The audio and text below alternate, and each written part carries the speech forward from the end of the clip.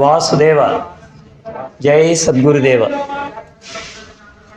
శుక్లాంబరధరం విష్ణుం శశివర్ణం చతుర్భుజం ప్రసన్నవదనం ధ్యాయేత్ సర్వవిఘ్నోపశాంతయే. గురుబ్రహ్మా గురుర్విష్ణు గురుర్దేవో మహేశ్వరః. గురు సాక్షాత్ పరబ్రహ్మ తస్మై శ్రీ గురవే నమః. యో నిత్యమచ్యుతపదాంబుజయుగ్మరుక్మా వ్యామోహతస్తదితరాణి తృణాయ మేనే. అస్మద్గురోర్భగవతోస్య దయైకసింధో రామానుజస్య చరణౌ శరణం ప్రపద్యే. ఓం నమో బ్రహ్మాదిభ్యో బ్రహ్మ విద్యా సంప్రదాయకర్తృభ్యో వంశఋషిభ్యో మహభ్యో నమో గురుభ్యః. సర్వోపప్లవరహితః ప్రజ్ఞానఘనః ప్రత్యగర్ధో బ్రహ్మైవాహమస్మి బ్రహ్మైవాహమస్మి. ఆనందైకరసప్రసార విలసన్మందస్మితాస్యం కృపాపారీణం నిజభక్తమానసనవాంభోజాతభానోదయం. కాలజ్ఞాన విదగ్రణిం శివకరం కాళీసమం సద్గురుం బ్రహ్మజ్ఞానమయం నమామి హనుమత్కాళీ ప్రసాదాహ్వయం. అరుణాం కరుణాతరంగితాక్షీం ధృతపాశాంకుశపుష్పబాణచాపాం అణిమాధివిరావృతామయూకైః అహమిత్యేవ విభావయే భవానీం. ధ్యాయేత్ పద్మాసనస్తాం వికసితవదనాం పద్మపత్రాయతాక్షీం హేమాభాం పీతవస్త్రాం కరకలితలసద్ధేమ పద్మాం వరాంగీం. సర్వాలంకారయుక్తాం సతతమభయదాం భక్తనమ్రాం భవానీం. శ్రీవిద్యాం శాంతమూర్తిం సకలసురనుతాం సర్వసంపత్ప్రదాత్రీం. యా దేవీ సర్వభూతేషు మాతృరూపేణ సంస్థితా నమస్తస్యై నమస్తస్యై నమస్తస్యై నమో నమః. ఓం శ్రీ గురుభ్యో నమః. ఓం శ్రీమాత్రే నమః. ప్రియ భగవద్బంధువులారా, సద్గురుదేవుల యొక్క పరమ పరిపూర్ణమైనటువంటి అనుగ్రహంతో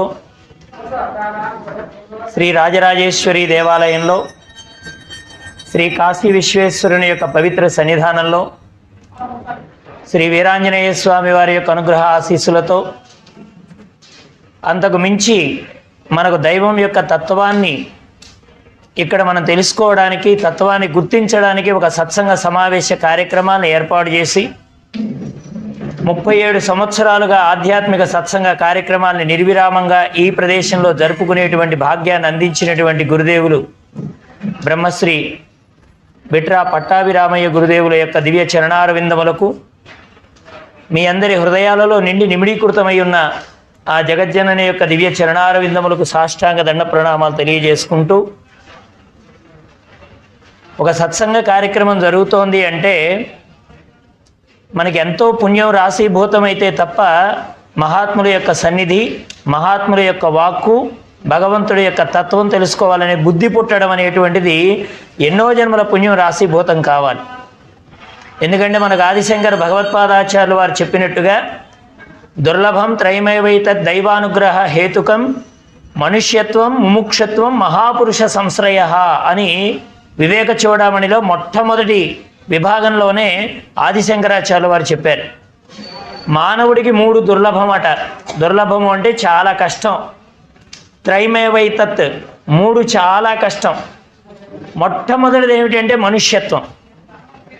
84 లక్షల జీవరాశుల్లో మంచి ఏమిటి, చెడేమిటి, నిత్యమేమిటి, అనిత్యమేమిటి, ఏది చేరుకోవలసిన మార్గం, ఏది చేరుకోకుండా ఉండేటువంటి మార్గం, దేని ద్వారా మనం పరమోత్కృష్టమైనటువంటి మోక్షపదాన్ని పొందగలుగుతాం అనేటువంటి విషయాలు తెలియడం అనేటువంటిది చాలా గొప్ప విషయం.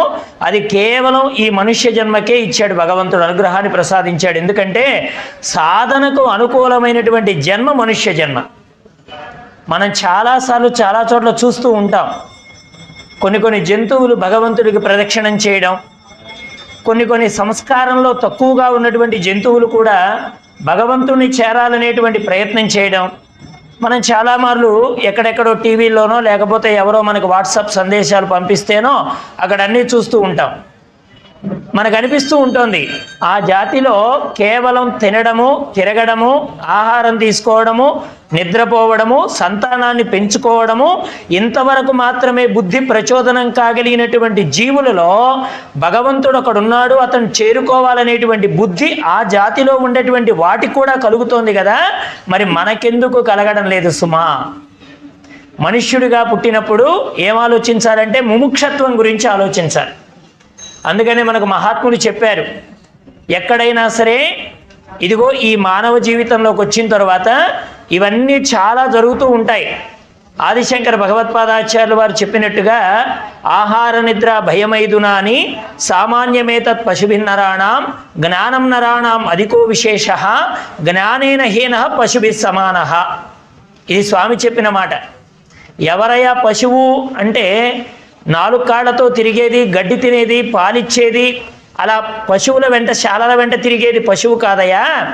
ఎవరైతే జ్ఞానము లేక నేను ఎందుకోసం వచ్చాను, నా గతి ఏమిటి, నేను ఎవరిని చేరితే ముక్తిని పొందుతాను, ఆ ముక్తి పదానికి కావలసినటువంటి సామాగ్రి ఏమిటి, ఎవరిని చేరితే అటువంటి ముక్తికర తలామలకమైనటువంటి విషయాలు నాకు చేరుస్తారు, అటువంటి గురు సన్నిధికి చేరుకోలేనటువంటి వారెవరైతే ఉన్నారో వాళ్ళే పశుప్రాయులు అని చెప్పారు.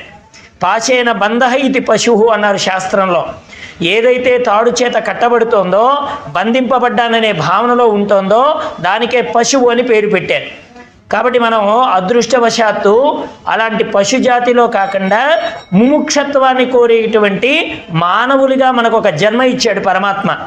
ఎందుకంటే ఆహారం తినడం కానీ, నిద్రపోవడం కానీ, ఎప్పుడు చస్తానో అనే భయం కలిగి ఉండడం కానీ, సంతానాన్ని పెంచుకుందామనే కోరిక కానీ, ఆ సంతానాన్ని చేరుకోవడానికి పెంచుకోవడానికి కావలసిన క్రియలు చేయడం కానీ, ఇవన్నీ అందరికీ సమానంగా ఉంటాయట. జంతువులకి సమానమే, ఇతర జీవులకి సమానమే. కానీ ఏమిటట మానవ జీవితంలో ఉన్న విశేషం అంటే జ్ఞానం నరాణం అధికో విశేషతః. జ్ఞానం అనేటువంటిది విశేషంగా ఇచ్చాడు పరమాత్మ. మరి అటువంటి జన్మని పొందినటువంటి మనం ఆ స్థితిని పొందడానికి మహాపురుష సంశ్రయ అంటే ఎవరైతే మహాత్ములు ఉన్నారో వాళ్ళని ఆశ్రయించడం, అంటే విశేషించి గురువుల్ని ఆశ్రయించడం. మనకి అవధూతేంద్ర సరస్వతి స్వాములు వారిని ఒక మహానుభావుడు ఉండేవారు. ఆయన గురుదేవుడి గురించి ఒక మాట చెప్పారు. నరుడని చూచినావో గురునాథు కృతార్థత నొందగాలవు, ఈశ్వరుడని నమ్మినావో అలా బ్రహ్మ పదార్థంబు ఎరుంగవచ్చు, నీ సరియగు లక్ష్యమొక్కటియే చాలు సాధన నెల్లగూర్చు, ఈశ్వరుడని నమ్మి భక్తి మనసా గురుపాదములు ఆశ్రయింపుమా అన్నాడు మహానుభావుడు.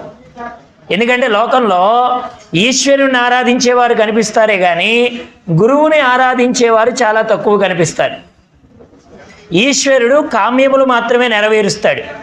కానీ గురుదేవుడు నీకు జన్మజన్మల వెంట వచ్చినటువంటి ఆగామి సంచిత ప్రారబ్ధ కర్మల యొక్క రహస్యాన్ని నీకు గుర్తెరిగింపజేసి, ప్రారబ్ధాన్ని అనుభవించవలసిన దాన్ని కొద్దిపాటి దెబ్బతో దాన్ని సరిచేసి, ఆగామిగా రాబోయేటువంటి ప్రారబ్ధ కర్మలన్నింటినీ సరిచేసి, అనుభవించి ఇప్పటిదాకా నువ్వు బాధపడుతున్నటువంటి ప్రారబ్ధ కర్మలలో ఉండే దుఃఖాన్ని మొత్తాన్ని తొలగింపజేసి శాశ్వతమైనటువంటి ముక్తి సామ్రాజ్యాన్ని అందించగలిగినటువంటి వాడు గురుదేవులు మాత్రమే. అటువంటి గురు సన్నిధి దొరకడం చాలా కష్టం. లోకంలో అన్నీ దొరుకుతాయి కానీ గురు సన్నిధి దొరకడం చాలా కష్టం. అందుకనే ఈశ్వరో గురురాత్మేతి మూర్తి భేద విభాగినే వ్యోమవత్ వ్యాప్తదేహాయ దక్షిణామూర్తయే నమః అని దక్షిణామూర్తి స్తోత్రంలో గురువు యొక్క వైభవాన్ని గురించి చెప్పారు. ఆ గురువే నీకు సృష్టి చేసేటువంటి బ్రహ్మ, ఆ గురువే నీకు స్థితిని కల్పించేటువంటి విష్ణువు, ఆ గురువే నిన్ను తనలో లయం చేసుకునేటువంటి పరమేశ్వర స్వరూపం. అలా గురు బ్రహ్మ, గురు విష్ణు, గురుదేవో మహేశ్వర, గురు సాక్షాత్ పరబ్రహ్మ, తస్మై శ్రీ గురవే నమః. అలా బ్రహ్మకు మించిన సృష్టి చేయగలిగిన వాడు, విష్ణువుకు మించి పాలన అనుగ్రహించగలిగిన వాడు, మహేశ్వరుణ్ణి మించి తనలో తాను లయం చేసుకోగలిగినటువంటి వాడు, నీ స్వస్వరూప స్థితిని నీకు ఎరిగింపజేసి నీవు జీవుడు కాదు సుమా, సాక్షాత్తు శివుడివి అనేటువంటి జ్ఞానాన్ని నీకు అందింపజేసి నువ్వు అనుభవించేటువంటి ప్రారబ్ధ కర్మని తన వాక్కు ద్వారా, సత్సంగం ద్వారా, మహాత్ముల యొక్క విషయాన్ని బోధించడం ద్వారా ఎవరైతే నీకు జన్మరాహిత్య స్థితిని ప్రసాదిస్తున్నారో అటువంటి గురుదేవుడు గురుదేవుల యొక్క దివ్య చరణార విందాలకి మనందరం దాసులం కావాలి. ఎందుకంటే గురుపాదము మరలా దొరికేది కాదు, గురువాక్యం దొరికేది కాదు. చాలామంది అనుకుంటారు గురుపాదం అనగానే నేను మా ఇంటికి రాగానే మా గురువుకి కాళ్ళు కడుగుతానండి, మా గురువు గారి పాదాలు తుడుస్తానండి, లోపలికి తీసుకెడతానండి, దాంతో గురు రుణం తీరిపోతుంది కదండి అంటే, గురు పాదము అనే పదానికి గురుముఖస్థుగా వచ్చిన పదము అనే అర్థం కూడా ఉంది. నిజానికి గురువు పాదాలు కడగడం కంటే గొప్ప విశేషం ఏమిటంటే, గురువు ఏది ముఖస్థుగా తన యొక్క వాక్కు ద్వారా శిష్యుడికి అందించాడో ఆ మార్గంలో ప్రయాణం చేయడమే నిజమైన గురుదక్షిణ. అంతేగాని మా గురువు మా ఇంటికి వచ్చాడండి, నేను ఒక 500 ఇచ్చానండి, మా గురువు మా ఇంటికి వచ్చాడండి, నేను బట్టలు పెట్టానండి, మా గురువు మా ఇంటికి వచ్చాడండి, నేను అన్నం పెట్టానంటే, ఈ కనబడేటువంటి వస్తువుల చేత కొనబడేది కాదు గురువు యొక్క కరుణ. ఈ కనబడేటువంటి వస్తువుల చేత తోచబడేటువంటిది కాదు గురువు యొక్క కరుణ. అందుకే గురుమండల రూపిణ్యై నమః లలితా సహస్రనామాల్లో అమ్మవారి యొక్క నామాల్లో గురుప్రియ, గురుమండల రూపిణ్యై నమః అనే నామాలు వస్తాయి. అంటే అక్కడ గురుస్వరూపం ఏమిటి? సాక్షాత్తు లలిత అమ్మవారి యొక్క స్వరూపం, రాజరాజేశ్వరి అమ్మవారి యొక్క స్వరూపం, మహాలక్ష్మి అమ్మవారి యొక్క స్వరూపం, సాక్షాత్తు నీకు విద్యని బోధించే సరస్వతి యొక్క స్వరూపము ఆ గురుస్వరూపం అన్నమాట. అటువంటి గురువు యొక్క తత్వాన్ని, రహస్యాన్ని గుర్తెరగాలంటే అది మనకు అవగతం కావడానికి అనేక మంది మహాత్ములు ఇటువంటిదిగో సత్సంగాలు ఏర్పరిచి నీ నిజ నిర్దేశం ఏమిటి, నువ్వు చేరుకోవలసిన గమ్యం ఏమిటి, ఏది చేరుకుంటే నీకు తృప్తి కలుగుతోంది, ఆనందం కలుగుతోంది, నిజమైనటువంటి శాంతి బయట వస్తువుల్లో ఉన్నదా, లేకపోతే నువ్వు ఆరాధించేటువంటి దైవాన్ని ఎలా గుర్తించకపోవడం వల్ల నీకు అశాంతి కలుగుతోంది. మనందరం భగవంతుని ఆశ్రయిస్తున్న వాళ్ళమే. ప్రపంచంలో ఏ మానవుడు గురువుని ఆశ్రయించకుండా, దేవుణ్ణి ఆశ్రయించకుండా ఉండడం లేదు. మరి గురువుని ఆశ్రయించిన, దైవాన్ని ఆశ్రయించిన దుఃఖం ఎందుకు కలుగుతోందంటే, మనం ఆశ్రయించవలసిన తీరులో ఆశ్రయించడంలే. ఉండవలసిన తీరులో మన యొక్క ఏది గురుదేవులు ఏం చెప్పారో, భగవంతుడు ఏం చెప్పాడో ఆ మార్గంలో ప్రయాణం చేయకపోవడం వల్ల మాత్రమే దుఃఖం కలుగుతోంది. అటువంటి దుఃఖ నివృత్తికి మార్గమే సత్సంగం. సత్సంగం అంటే 7 గంటలకు మొదలై 8ంటికి అయిపోయేది కాదండి. 7 గంటలకు మొదలై 8:30కి అయిపోయేది కాదు సత్సంగం. సత్సంగం అంటే అసలు నీ జీవితమే సత్సంగం కావాలి, నీ ప్రయాణమే సత్సంగం కావాలి. సత్య వస్తువుతో నేనున్నాననేటువంటి జ్ఞానం నీకు ఎల్లప్పుడూ కలిగి ఉండాలి. అది గతంలో, ఇప్పుడు, రేపు, ఎప్పుడైనా సరే ఆ సత్య వస్తువు నాలో ఉంది కాబట్టి నేను నడవగలుగుతున్నాను, నేను తిరగలుగుతున్నాను, నేను తినగలుగుతున్నాను, నేను మాట్లాడగలుగుతున్నాను, నేను వెళ్ళగలుగుతున్నాను. ఇన్ని కార్యాలు లోపల సత్య వస్తువైన పరమాత్మ ఉన్నాడు కాబట్టి ఈ జీవుడు చేయగలుగుతున్నాడు అనేటువంటి జ్ఞానాన్ని సత్సంగం ద్వారా మహాత్ములు అందిస్తారు. దానివల్ల మనకేం తెలుస్తుంది? అహంకారం యొక్క నివృత్తి కలుగుతుంది. మానవుడి యొక్క సత్సంగంలో వాడు పొందవలసిన జ్ఞానానికి అడ్డు కలిగేటువంటి విషయాలు ఏమిటంటే అహంకారం, రెండవది మమకారం. అహంకారం ఏం చేస్తుంది? నాకింత ఆస్తి ఉంది, నాకిన్ని అంతస్తులు ఉన్నాయి, నాకింత ధనం ఉంది, నాకింత గొప్ప పదవి ఉన్నది, నేను ఇంకొకరిని ఎందుకు ఆశ్రయించాలి అనేటువంటి భావనని కలిగింపజేసేది అహంకారం. మమకారం ఏమిటి?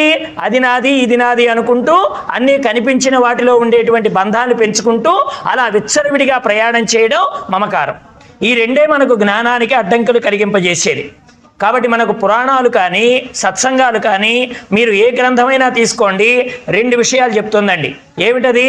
మొట్టమొదటిది దుఃఖ నివృత్తి, రెండవది ఆనంద ప్రాప్తి. మీరు ఏ పురాణాలైనా తీసుకోండి, రామాయణం తీసుకోండి, భారతం తీసుకోండి, భాగవతం తీసుకోండి, దేవి భాగవతం తీసుకోండి, లలితా సహస్రనామం తీసుకోండి, విష్ణు సహస్రనామం తీసుకోండి, దాని యొక్క పరమావధి ఏమిటంటే మొట్టమొదటిది దుఃఖ నివృత్తి, రెండవది ఆనంద ప్రాప్తి. ఇక ఈ 2 కలిగినాయి అనుకోండి, మానవుడు ఎక్కడున్నా కానీ వాడి సుఖ సంతోషాలకి లోటు లేదు. మనకు దుఃఖ నివృత్తి ఎప్పుడు కలుగుతోంది? అదేదో తాత్కాలికంగా మహాత్ములు కలిసినప్పుడో, గుళ్ళోకి వెళ్ళి కూర్చున్నప్పుడో, ఏ దేవత దగ్గర స్తోత్రం చేసినప్పుడో, కేవలం అప్పుడు మాత్రమే దుఃఖ నివృత్తి కలుగుతుంది. మరలా బయటికి పోయిన తర్వాత మన ప్రపంచం, మన సంసారం, మన పిల్లలు, మన వైభవం, దీనిలో పడిపోయి మనం ఆ ఆనంద ప్రాప్తిని అనుభవించలేకపోతున్నాం. కాబట్టి ఆనందము నీ స్వరూపమై ఉన్నదనేటువంటి సత్యాన్ని గుర్తెరగాలంటే నిరంతరం సత్సంగం చేయాలి. అందుకే మహాత్ములు అన్నీ విడిచిపెట్టినా ఏం కోరుకున్నారండి? పరీక్షణ్ మహారాజు అన్నీ విడిచిపెట్టి దేని కోరుకున్నాడు? శుకయోగీంద్రుడి దగ్గర బోధ కోరుకున్నాడు. జనక మహారాజు అన్నీ విడిచిపెట్టి దేని కోరుకున్నాడు? అష్టావక్రుల దగ్గర జ్ఞానబోధ కోరుకున్నాడు. ఎంతటి మహానుభావులు! మండాన మిశ్రులు అనేటువంటి మహానుభావుడు, ఆయన కర్మ సిద్ధాంతాన్ని ప్రతిపాదన చేసినటువంటి మహానుభావుడు. ఆయన మళ్ళీ ఆదిశంకర భగవత్పాదాచార్యులు వారి చరణాలను ఎందుకు ఆశ్రయించవలసి వచ్చింది? అన్నింటికంటే గొప్పది జ్ఞానం కాబట్టి. కర్మ కంటే కూడా భక్తి గొప్పది. భక్తి కూడా జ్ఞానంతో కూడుకున్న భక్తి అయి ఉండాలి. ఆ భక్తి కూడా వైరాగ్యంతో మిళితమై ఉండాలి.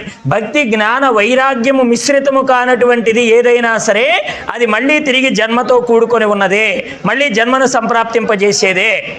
కాబట్టి మనం భక్తిగా ఉంటున్నామా? భక్తి అంటే ఏం చెప్పారండి? భగవంతుడు ఏం చెప్పాడు?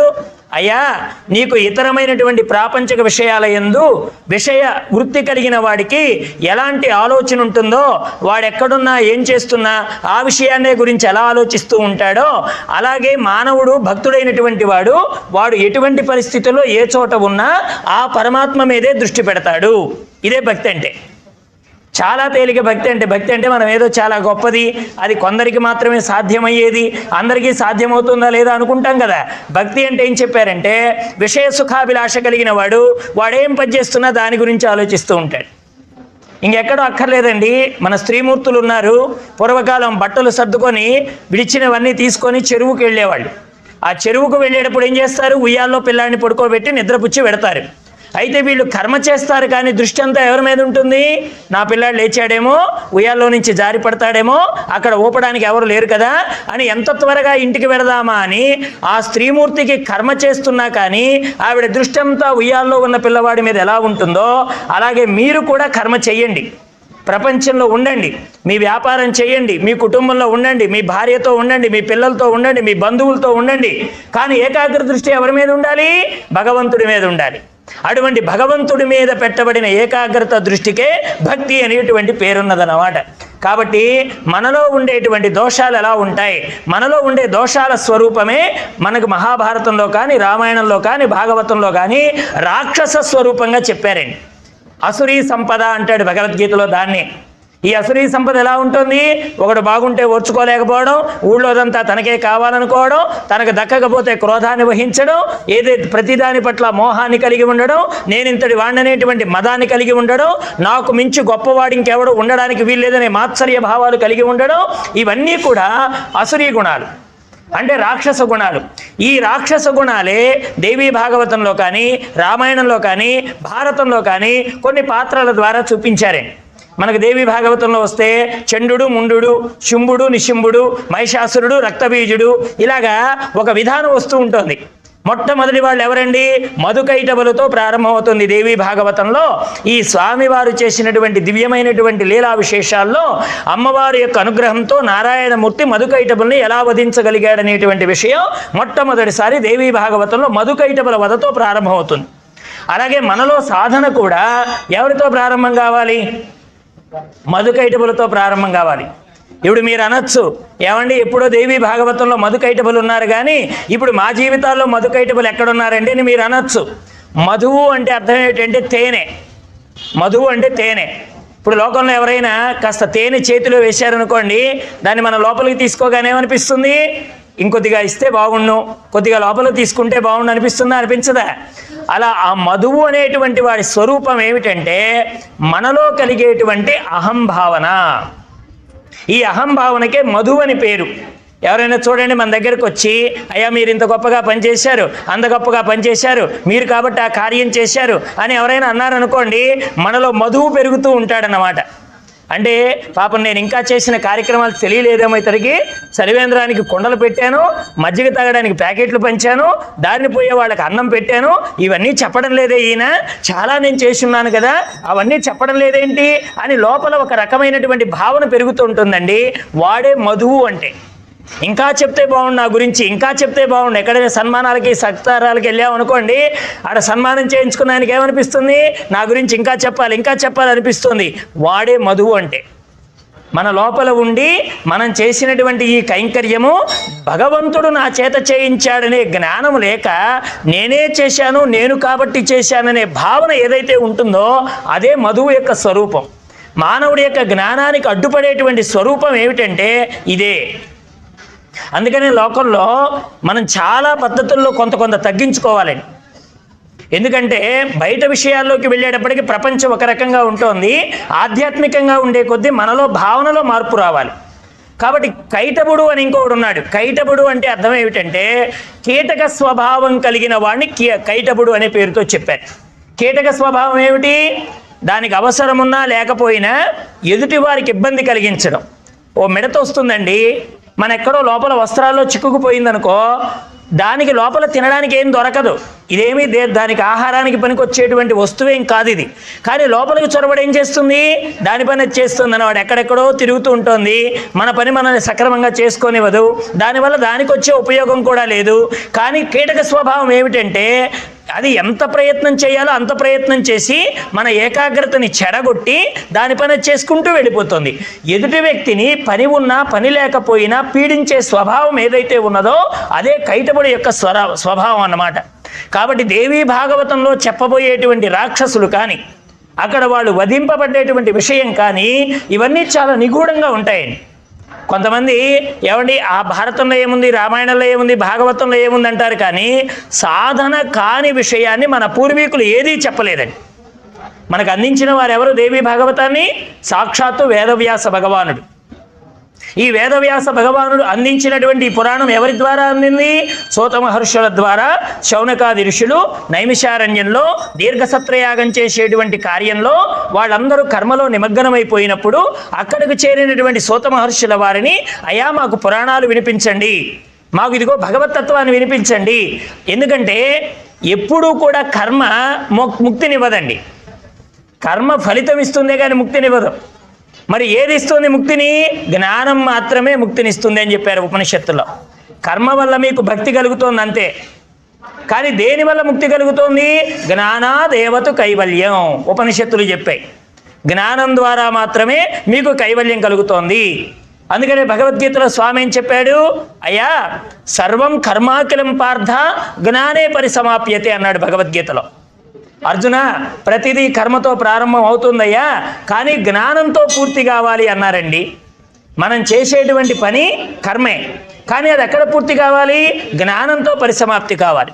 అందుకనే మనకి ఈ నైమిషారణ్య యొక్క మహత్యం ఏమిటంటే, పూర్వం ఈ మహాత్ములందరూ కలిసి బ్రహ్మలోకానికి వెళ్ళారు.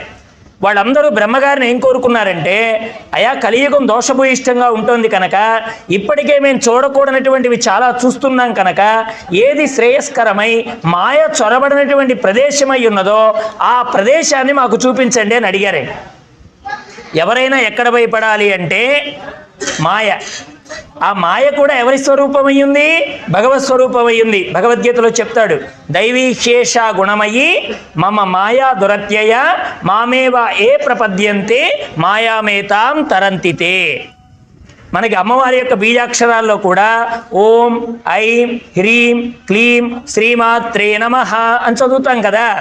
అందులో ఓంకారం అనేటువంటిది మొట్టమొదటిది బీజం, ఐంకారం అనేటువంటిది సరస్వతి బీజం, హ్రీంకారం అనేటువంటిది మాయని తొలగించేటువంటి బీజం, క్లీంకారం అనేటువంటిది కామానికి సంబంధించి మనం కోరే కోరికల్ని నెరవేర్చగలిగినటువంటి బీజం. ఈ బీజాక్షర సంపుటి సమూహంతో అమ్మవారిని అర్చిస్తే కలిగేటువంటి ఆ గొప్పదనం ఏమిటో మనకు తెలియచేసేది ఎవరంటే గురుదేవులు. అటువంటి బ్రహ్మగారు ఒక మాట చెప్పారు, అయ్యా నేను ఒక మనోమయ చక్రాన్ని సృష్టించి ఇస్తున్నాను మీకు, ఈ చక్రం ఎక్కడైతే లయమైపోతుందో అక్కడ మీరు యజ్ఞ కార్యక్రమాన్ని ప్రారంభించుకోండి అని చెప్పారే.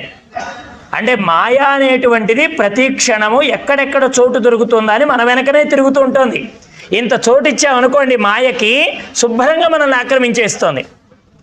చూడండి, మనం రైల్వేలో వెళుతూ ఉంటే కొంతమంది కూర్చోడానికి చోటు అడుగుతారు, కూర్చున్న తర్వాత మనం కాస్త కాళ్ళు ముడుచుకోవాల్సి వస్తుందన్నమాట. అలా అలా వాళ్ళు శుభ్రంగా మనల్ని ఆక్రమించేస్తారన్నమాట. ఈ మాయ కూడా అంతకంటే ప్రమాదకరమైనది.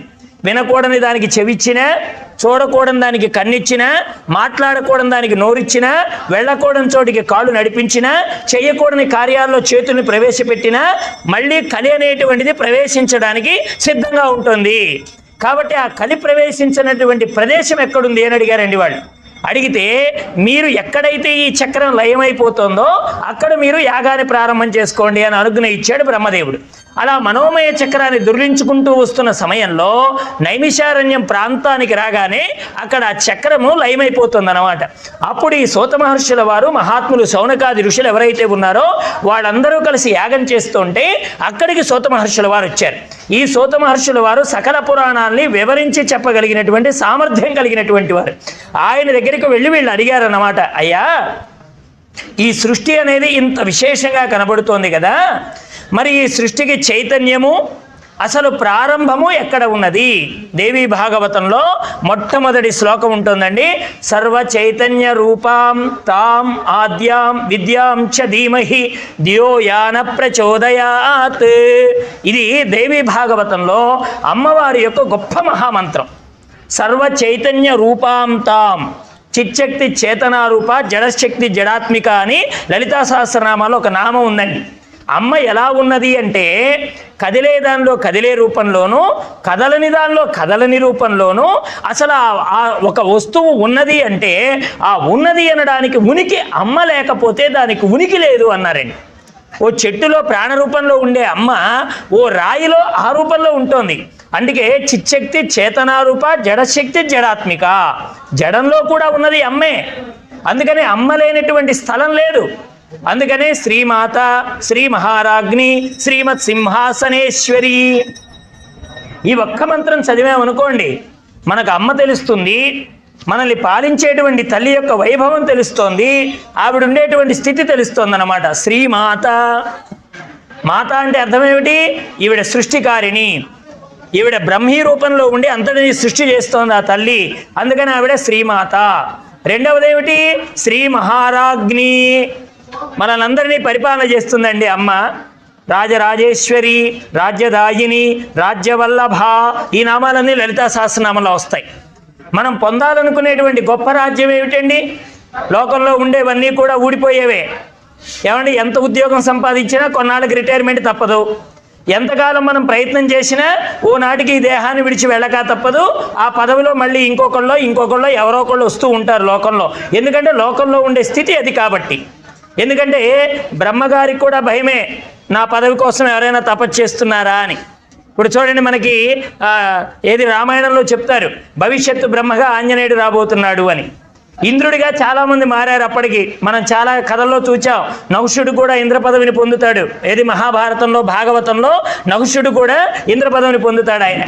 అలాగే రావణాసురుడు మొదలైనటువంటి వాళ్ళు కూడా ఆ ఇంద్రసింహాసనం దాకా వెళ్ళి అష్టదిక్పాలకుల్ని గడగడలాడించిన వాళ్ళే.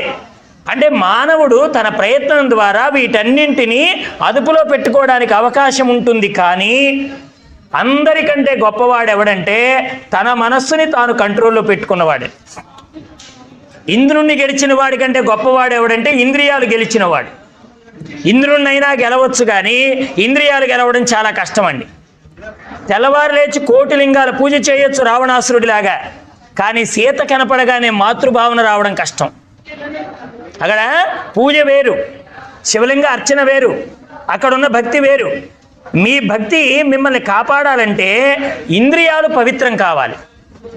అంతేగాని నేను భక్తి చేస్తానండి, ఎదుటి స్త్రీమూర్తిలో దోషాన్ని చూస్తానండి, ఇంటి పక్కన ఉండే వాళ్ళలో దోషాన్ని చూస్తానండి అంటే నీ భక్తి అక్కడ పనిచేయదు. మనం ఒక శివలింగానికి అభిషేకం చేస్తామో చెయ్యమో ఎంతో గొప్ప పుణ్యాత్మను అనుకుంటాం మనం. అలాంటిది కోటి లింగాలకు అర్చన చేసిన రావణాసురుడు ఇంకెంత గొప్పవాడై ఉంటాడు. కానీ అతడిలో ఉండే దోషం ఏమిటి? ఆయన ఈశ్వరుని అర్చించాడే కానీ ఈశ్వర దృష్టితో సృష్టిని చూడలేకపోయాడు. ఈశ్వరుని అర్చించడం ఒక ఎత్తు, ఈశ్వర దృష్టితో సృష్టిని చూడడం ఒక ఎత్తు. గుర్తుపెట్టుకోండి, ఈశ్వరార్చన అందరూ చేస్తారు, పూలేస్తారు, నీళ్లు పోస్తారు, ఎవరైనా చేసే పని. కానీ ఈశ్వర దృష్టితో సృష్టిని చూస్తున్నావా లేదా? ఈ సృష్టి నీకు ఎలా కనపడుతోంది? ఈశ్వరుడిగా కనపడుతోందా లేక భోగ వస్తువుగా కనపడుతోందా?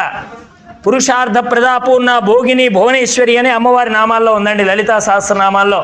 ఆమె పురుషార్థ ప్రద పూర్ణ, ఎంత గొప్ప నామాలో చూడండి. పురుషార్థ ప్రద.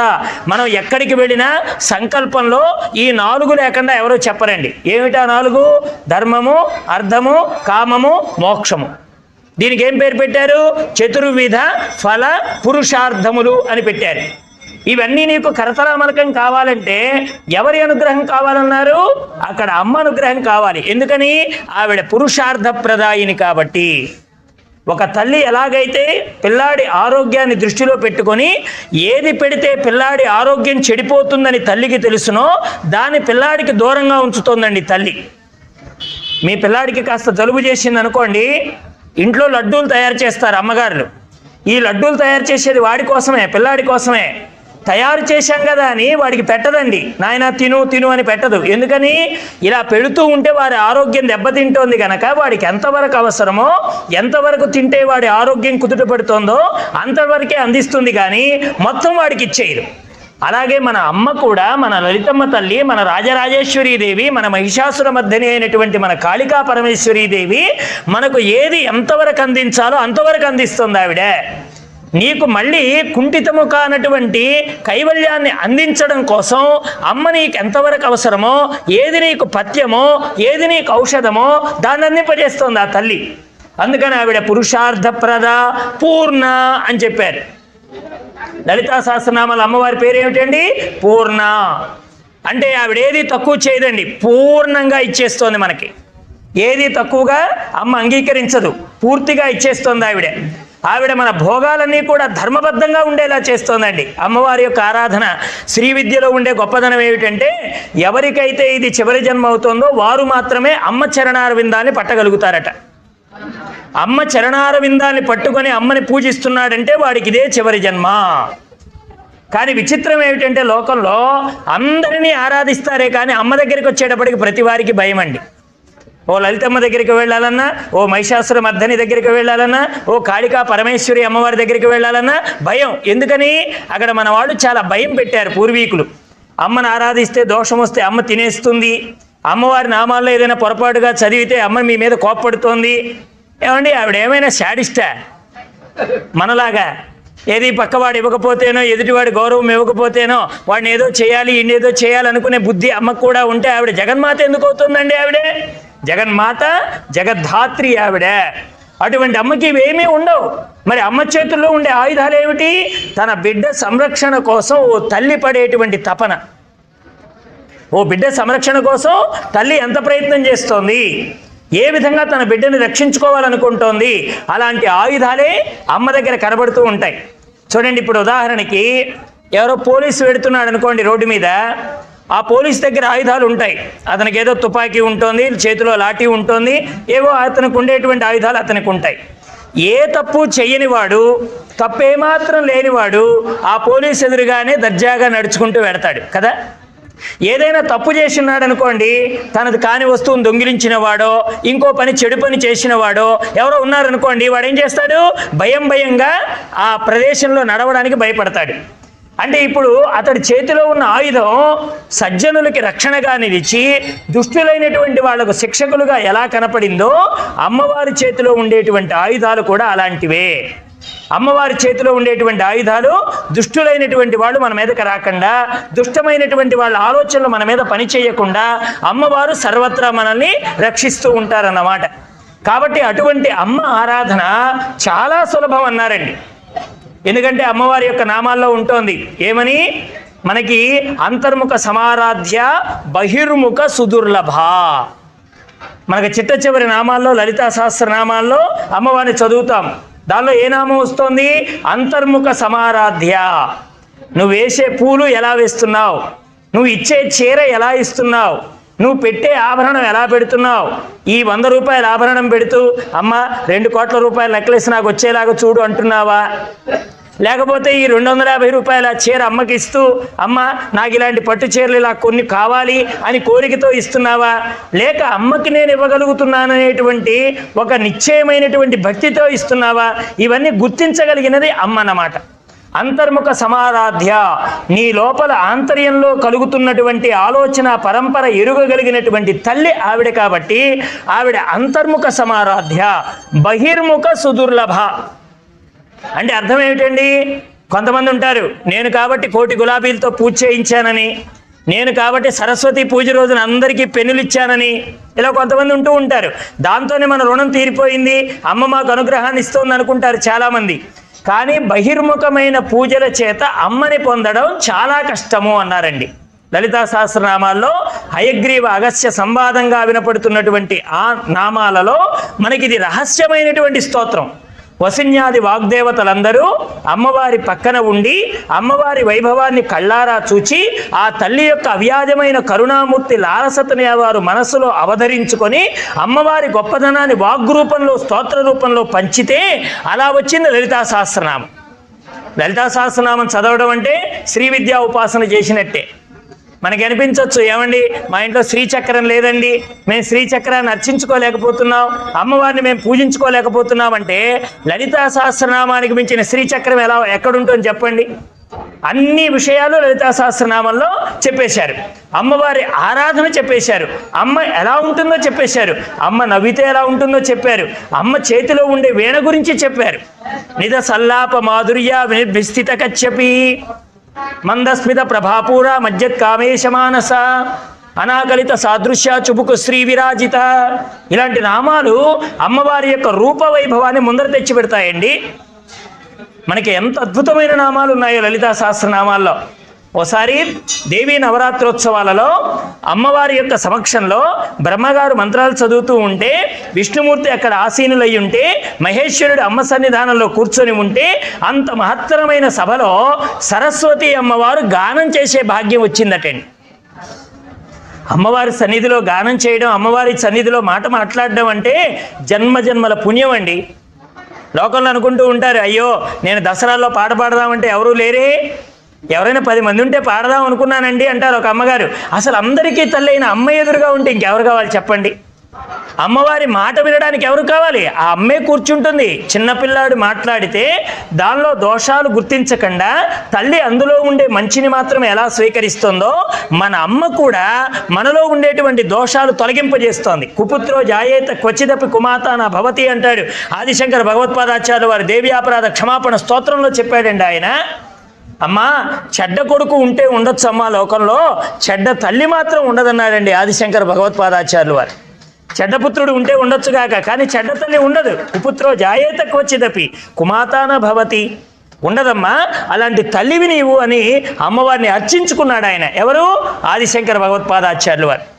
అటువంటి మహానుభావుడు మనకు అందించారండి. సౌందర్యలహరి మొదలైనటువంటి గ్రంథాల్లో అమ్మవారి వైభవం అత్యద్భుతంగా వర్ణించాడు.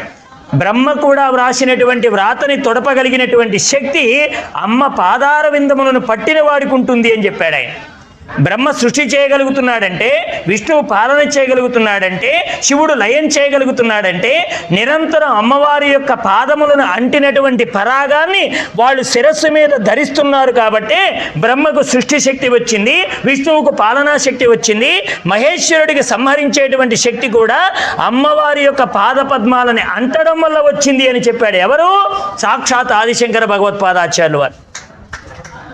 మరి అటువంటి అమ్మని మనం మానేస్తున్నాం తలవడం కొలవడం అంటే ఇంకంతకంటే దౌర్భాగ్యం ఏమైనా ఉందా? లోకంలో ఇప్పుడు కూడా ఒక్క దేవుడిని ఎప్పుడు ఆరాధించకూడదండి. నారాయణుడు ఒక్కడిని ఎప్పుడు ఆరాధించకూడదు, ఆయన లక్ష్మీ సమేతుడై ఉండాలి. అలాగే పరమేశ్వరుని ఎప్పుడు ఏకంగా ఆరాధించకూడదు, ఆయన పార్వతీ సమేతుడై ఉండాలి. అలాగే బ్రహ్మ సరస్వతులు వాళ్ళిద్దరి మధ్య విడదీయరానటువంటి ఒక సంబంధం. దీన్ని ఎలా చెప్పారు ఆదిశంకర భగవత్పాదాచార్యులు వారంటే, అమ్మా ఒక వ్యక్తి ఉన్నాడు, జీవంతో ఉన్నాడు. అదే వ్యక్తి చేతనం లేకుండా శవంగా పడిపోయాడు. ఇప్పుడు శవంలో పడిపోయిన వాడికి, జీవంగా ఉన్నవాడికి అవయవాలు అన్నీ ఉన్నాయి. ఎందుకంటే ఇప్పుడు మనం నడుస్తున్న మనకి కళ్ళున్నాయి, ముక్కుంది, నోరుంది, చెవులున్నాయి, అన్నీ ఉన్నాయి. శవానికి కూడా అవి ఉన్నాయి, శవానికి కూడా ఈ అవయవాలు ఉన్నాయి. కానీ జీవుడికి నమస్కరిస్తారు, శవాన్ని చూడగానే పక్కకు తొలగిపోతారు. ఎందుకు ఈ అవస్థ కలుగుతోందంటే నడుస్తున్న వాడిలో నీవున్నావు, శవంలో నీవు లేవు కనుక. కాబట్టి ఎప్పుడు ఈ వ్యక్తికి గౌరవం వస్తుందంటే నీవు ఇక్కడ లోపల ఉండి నడయాడుతున్నప్పుడే వాడికి ఆ విలువ ఉంటుంది. అమ్మ పక్కకు తొలగిన తరువాత, అనంతమైన చైతన్యంలో కలిసిపోయిన తరువాత వీడు కట్టెగా మిగిలిపోతాడే కానీ మిగతమైనటువంటి గౌరవనీయమైనటువంటి వాటికి వీడు అర్హత పొందలేకపోతున్నాడు. కాబట్టి అటువంటి అమ్మ యొక్క వైభవం, అమ్మ మాట్లాడితే ఎంత బాగుంటుందండి. లోకంలో కొంతమంది మాట్లాడితేనే మనకు సమయం తెలియదే, అలాంటిది ఇలా మాట్లాడేవాడికి లోపల వాక్శక్తిగా ఉంటున్న అమ్మ మాట్లాడితే ఎలా ఉంటుందో చెప్పారు. సరస్వతీదేవి వీణానాదం చేస్తుంటే ఇంతమంది సమక్షంలో అమ్మ వీణను మోగిస్తుందట. ఎవరు? సరస్వతీ తల్లి. సరస్వతి వీణకుండే పేరు ఏమిటండి? కచ్చపి. అమ్మవారి యొక్క వీణ పేరు కచ్చపి. ఆ వీణను అలా మోగిస్తుంటే అమ్మగారు చాలా పరవశంతో సాధు సాధు అని ఒక మాట అన్నారటండి. సాధు అంటే బాగుంది బాగుంది అని అమ్మవారు ఒక్క మాట అనగానే సరస్వతీదేవి తన వీణ మీద వస్త్రం కప్పేసిందటండి. ఈ పైనున్న వస్త్రాన్ని తీసి ఆ వీణ మీద కప్పేసి అమ్మవారు వెళ్ళిపోతుందట. ఎవరు? సరస్వతి అమ్మవారు. వెంటనే అక్కడ ఉన్న వాళ్ళందరూ ఆశ్చర్యపోయారు. ఎక్కడైనా ఒక తల్లి బాగుంది బాగుంది అంటే పుత్రుడికి ఎంత ఆనందం కలుగుతుందని చెప్పండి. అలాంటిది వీణ మీద వస్త్రం వేసి వెడుతుంటే వీళ్ళందరూ అనుకున్నారు, ఏమిటి సరస్వతిరా తిరస్కార బుద్ధితో వెడుతోంది అంటే అమ్మ మాట్లాడింది ఏమైనా వీడికి బాధను కలిగించిందా అని అన్నట్టుగా వీళ్ళందరూ వెళ్ళి సరస్వతిని మళ్ళీ అమ్మవారి సమక్షానికి తీసుకొచ్చారు. అప్పుడు వెంటనే అమ్మవారితో సరస్వతీదేవితో అనిపించారు, ఏమ్మా నువ్వు ఎందుకని అమ్మ బాగుంది అంటే అలా వెళ్ళిపోయావంటే అప్పుడు సరస్వతీదేవి చెప్పిన అద్భుతమైన మాట ఏమిటంటే, నేను ఇంతసేపు చేసిన వీణానాదం కంటే అమ్మవారి ముఖస్థుగా వచ్చిన సాధు సాధు అనే ఆ రెండక్షరాలు నా సంగీత మాధుర్యానికి మించి ఉండడం వల్ల నేను ఈ వీణ మీద వస్త్రం వేసి వెడుతున్నాను అని చెప్పిందటండి సరస్వతీ మాత. అంటే అంత గొప్పదైనటువంటి వాక్కు మన తల్లిది. విగ్రహ రూపంలో చూస్తున్నాం కాబట్టి వెళ్ళాము, దండం పెట్టేశాము, చేతిలో తీర్థం తీసుకున్నాము, ఏదో ప్రసాదం పెట్టేశారు తిరిగి వస్తున్నాము అనుకుంటున్నామే. కానీ ఒక్కసారి అమ్మవారి యొక్క రూప లావణ్య సౌందర్యాన్ని గనక గమనిస్తే అమ్మ సన్నిధానాన్ని విడిచిపెట్టగలమా? అమ్మని తలుచుకోకుండా ఉండగలమా? అమ్మ మాధుర్యాన్ని మరలా మనం మననం చేసుకోకుండా ఉండగలమా? లోకంలో చూడండి. కాబట్టి అలా నిరంతరము తలచుకోగలిగినది అమ్మ. అందుకనే సర్వ చైతన్య రూపాం తాం ఆద్యాం విద్యాం చ ధీమహి ధియో యాన ప్రచోదయాత్. ఎక్కడైనా మన ప్రయాణం సక్రమంగా సాగాలి అంటే అమ్మ అనుగ్రహం కావాలి. యాదేవి సర్వభూతేషు మాతృరూపేణ సంస్థిత, యాదేవి సర్వభూతేషు విద్యారూపేణ సంస్థిత, యాదేవి సర్వభూతేషు క్షుధారూపేణ సంస్థిత, యాదేవి సర్వభూతేషు తృష్ణారూపేణ సంస్థిత. అమ్మవారు అన్నీ ఆవిడై ఉన్నారండి. ఒకసారి మనం చండీ సప్తశతి కనుక పారాయణం చేస్తే చండీ సప్తశతిలో ఇలాంటి మంత్రాలు బోలెడు వస్తాయండి. ఆఖరకు అమ్మ కానటువంటి విషయం లేదు, అంతా సర్వత్రా అమ్మే నిండి ఉన్నది అనే విషయం మనకి ఎక్కడ గుర్తొస్తుంది? ఆవిడ ఆద్యాం విద్యాం చ ధీమహి. ఆద్యాం అంటే అర్థం ఏమిటి? మొదటిలో ఉన్నది అమ్మే. విద్యాం అంటే అర్థం ఏమిటి? తెలుసుకోవలసింది కూడా అమ్మే. మనకి అమ్మ వైభవం గుర్తుకి మనం అంత గట్టిగా పట్టుకోలేకపోవడం వల్ల అమ్మ వైభవం అర్థం కావడం లేదు. కానీ అమ్మ వైభవం ఎంత మహత్తరమైనదంటే ఇంత క్షీరాన్ని తన చెట్టు కొమ్మని తానే నరుక్కుంటున్నటువంటి కాళిదాసు గారికి అమ్మవారి అనుగ్రహం చేత ఎంత గొప్ప వైభవం కేవలం ఆవిడ వాక్కు ద్వారా ప్రసాదించిందో కాళిదాసు గారికి. ఆయన ఎంత పరమమూర్ఖుడంటే తన చెట్టు కొమ్మని తానే నరుక్కుంటున్నాడు కాళిదాసు గారు. నరుక్కుంటూ ఉంటే తాను పడిపోతాననే జ్ఞానం కూడా లేకపోతే ఎదుటివాడు చెప్పారు, అయ్యా నువ్వు కూర్చున్న కొమ్మ నువ్వే నరుక్కుంటున్నారా నాయన, పడిపోతావు చచ్చిపోతావంటే చెప్పిన వాడిని వెర్రివాడిగా చూసి తన పని తను చేసుకున్నవాడు కాళిదాసు. ఇంత వెర్రివాణ్ణి అమ్మ ఏ స్థానంలో నిలబెట్టిందండి? కాళిదాసు అంటే పుంభావ సరస్వతి అని ఆయనకు పేరు. అంటే ఏమిటి అనుకున్నటువంటి గొప్పదనం అంటే ఆయన పురుష రూపంలో ఉన్నటువంటి సరస్వతి అంటే ఇప్పుడు చీరగట్టుకున్న సరస్వతిని మనం చూస్తున్నాం కదా అమ్మవారు చక్కగా. అదే అమ్మవారు పంచ కడితే కాళిదాసు అటండి, అదే అమ్మవారు చీర కడితే సరస్వతి అట. అంటే అక్కడ అర్థం ఏమిటి? సరస్వతికి అమ్మవారికి కాళిదాసు గారికి భేదం లేదు. అంటే అమ్మ ఎంత జ్ఞానాన్ని అందించిందండి కాళిదాసు గారికి. ఆయన ఒక్కసారి అలా చూస్తే చాలు, క్రింద వ్రాసిన పాదము చదవకుండానే పై పాదాన్ని కూడా పూర్తి చేయగలిగినంత స్థితిలో నిలబెట్టిందండి కాళిదాసు గారిని. అది కూడా కథ ఉంటుంది, మనకి మహాత్ములు చెప్తూ ఉంటారన్నమాట. అందుకని అలాంటి ఆద్యాం విద్యాం చ ధీమహి ధియోయాన ప్రచోదయాత్. ఓ తల్లి, అన్నింటికీ సృష్టి స్థితి లయకారిణివి నీవే సుమా.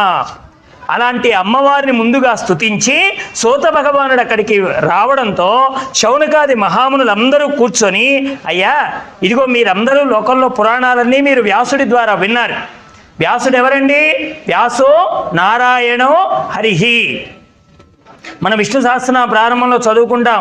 వ్యాసాయ విష్ణు రూపాయ వ్యాస రూపాయ విష్ణవే నమో వై బ్రహ్మ నిధయే వాసిష్ఠాయ నమో నమః. అయా వ్యాసుడికి నారాయణుడికి భేదం లేదు, ఆ నారాయణుడే వేదాన్ని వర్గీకరించేటప్పుడు వ్యాసుడిగా అవతరించాడు అని.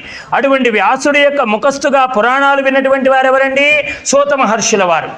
కేవలం విన్నట్టుగా మళ్ళీ బుద్ధిస్థం చేసుకునేవాడే నిజమైనటువంటి శిష్యుడండి. ఉత్తమ శిష్యుడు ఎవరంటే గురువు చెప్తున్నప్పుడే శిష్యుడికి అవగతమైపోతుందండి. కొంతమంది ఉంటారు చెప్పగా చెప్పగా చెప్పగా 1-2 మార్లు చెప్పగా ఆ గురుబాటలో ప్రయాణం చేయడానికి ప్రయత్నం చేస్తారు. ఇంకొంతమంది ఉంటారండి గురువు ఎప్పుడు చెప్పడమే పని, శిష్యుడికి ఎప్పుడు వినడమే పని. ఇలా ఉంటే వాడు అధమాధముడైన శిష్యుడండి. ఎప్పుడు వినడం కూడా వ్యసనం కాకూడదు, ఎప్పుడు వినేవాడిగానే ఉండిపోకూడదు. మనకు చూడండి, ఒక్కసారే భాగవతం విన్నాడు సుఖయోగీంద్రుడు, ఒక్కసారే భగవద్గీత విన్నాడు అర్జునుడు, ఒక్కసారే భారతం విన్నాడు జనమేజయుడు, ఒక్కసారే రాముడి గురించి విన్నాడు వాల్మీకి మహర్షి. వీళ్ళు మళ్ళీ అయ్యా నేను మర్చిపోయాను, మీరు చెప్పిన జ్ఞానం నాకు మరుగున పడిపోయింది, మరలా చెప్పమని అడగలేదండి వాళ్ళు. అంతే, ఒక్కసారి ఉత్తమమైన గురువు చెప్తూ ఉండగానే శిష్యుడికి అన్నీ అవగతమైపోతూ ఉంటాయన్నమాట. అలాంటి వాళ్ళలో గొప్పవాడు ఈ సూత మహర్షి. ఈ సూత మహర్షుల వారు ఒకసారి వ్యాస భగవానుని తలుచుకున్నాడు. ఆయన 18 పురాణాలు అందించిన మహానుభావుడు. మధ్వయం భద్వయం చైవ భ్రత్రయం చతుష్టయం అనాపాలింగ కుస్కాని పురాణాన్ని పృథక్ పృథక్ అన్నారు. 18 పురాణాలు పేర్లు కనీసం గుర్తుపెట్టుకోవాలండి. లోకంలో చాలా గుర్తుపెట్టుకుంటూ ఉంటాం కదా మనం. కనీసం 18 పురాణాలు కూడా మనకి తెలియకపోతే మనం హిందువు అని చెప్పుకోవడానికి కూడా మనకు అర్హత లేదేమో. కనీసం ఆ 18 పురాణాల పేర్లైనా తెలుసుకోకపోతే మనం భక్తులు ఎలా అవుతాం చెప్పండి? ఏం చేశారా పుట్టిన దగ్గర నుంచి అంటే గుడికి వెళ్ళాము, పులిహార తిన్నాము, ప్రసాదం తీసుకున్నాము, ఇంటికి వచ్చేసాము అన్నట్టుంటే ఎలాగా? అక్కడ ఏదో తెలుసుకోవాలి. మన పిల్లాడు స్కూల్కి వెళ్తాడండి, స్కూల్కి వెళ్ళిన తర్వాత నేను రోజు వెళ్ళానా వచ్చానంటే అది మనం ఒప్పుకుంటామా? దానికి జ్ఞానం పొందాలి. వాడు ఏం తెలుసుకున్నామని అడిగితే అప్పుడు వాడు ఆ జ్ఞానాన్ని పొందే విషయంగా ప్రవర్తిస్తే అప్పుడు నిజమైనటువంటి శిష్యుడు, నిజమైనటువంటి సాధకుడు. అలాగే మనం 30 ఏళ్ల నుంచి సత్సంగం వింటూనే ఉన్నాం. వినడం వాసన అయిపోతే ఎలాగా? వాసన కాకూడదు. పళ్ళెల్లో అన్నం ఉన్నంతసేపు లోపలికి వెళ్ళకపోతే శక్తి లేదండి. పురాణాలు వినడం వరకే అయితే అది మన లోపలికి చేరకపోతే ఎప్పుడు వస్తుంది శక్తి? కాబట్టి వినడం ఎలా ఉండాలంటే ఒక్కసారి బుద్ధిస్థం చేసుకోవాలి. మధ్వయం చెప్పారు, మా పేరుతో 2 పురాణాలు రాశాను నేను అన్నాడండి. మధ్వయం మత్స్య పురాణం, మార్కండేయ పురాణం. భద్వయం భవిష్య పురాణం, భాగవత పురాణం. భ్రత్రయం బ్రహ్మ బ్రహ్మాండ బ్రహ్మవైవర్త 3 పురాణాలు. చతుష్టయం వాయు వరాహ వామన విష్ణు 4 పురాణాలు. తర్వాత అనాపాలింగ పుష్కాని, ఇది ఆ పేరుతో అగ్ని పురాణం, నా పేరుతో నారద పురాణం, ఆ పేరుతో పద్మ పురాణం, లిం పేరుతో లింగ పురాణం, గా పేరుతో గరుడ పురాణం, కు పేరుతో కూర్మ పురాణం, స్కా పేరుతో స్కాంద పురాణం. ఇవి పురాణాలు, ఇవి 18 పురాణాలు. ఈ 18 పురాణాల్ని వేదవ్యాస మహాత్ముడి యొక్క అనుగ్రహంతో సూత మహర్షుల వారు పొందగలిగారు. అప్పుడు ఆయన అన్నాడు, అయ్యా ఇక్కడికి రావడం వల్ల మేము చాలా గొప్పదైనటువంటి ఆనందాన్ని పొందుతున్నాం. అసలు ఏది వింటే వివేకవంతులకు వివేకాన్ని ప్రసాదించేది, సన్మార్గంలో ప్రయాణం చేసే వాళ్ళకి ఇంకా బుద్ధిని వికసింపజేసేది, అటువంటి పురాణం వినాలని మాకు కోరిక ఉన్నది. అన్నీ ఏం చెప్తున్నారంటే విద్య విద్య విద్య అని చెప్తున్నారండి. లోకంలో చూడండి, బయటికి వెడితే ప్రొఫెషనల్ ఎడ్యుకేషన్, జనరల్ ఎడ్యుకేషన్ 2 ఉంటాయి మామూలుగా. జనరల్ ఎడ్యుకేషన్ అంటే అర్థం ఏమిటి? తను ఏ కులంలో అయితే తను జన్మించాడో దానికి సంబంధించినటువంటి ఆ విషయాన్ని తెలుసుకోవడం జనరల్ ఎడ్యుకేషన్. రెండవది ఏమిటి? Professional education. ప్రొఫెషనల్ ఎడ్యుకేషన్ అంటే అర్థం ఏమిటి? తనకుండేటువంటి ఆసక్తి చేత ఏదైనా ఒక విషయాన్ని తెలుసుకోవడానికి ఆ వైపున ప్రయాణం చేయడం ప్రొఫెషనల్ ఎడ్యుకేషన్. అసలు మానవుడికి కావలసినటువంటి విద్య ఏమిటి? భగవద్గీతలో చెప్పాడండి, అధ్యాత్మ విద్యా విద్యానాం అన్నాడు భగవద్గీతలో. స్వామి మీరు ఇన్ని రూపాలుగా కనిపిస్తున్నారు కదా, ఏది నిజమైనటువంటి విద్య అంటే అధ్యాత్మ విద్య.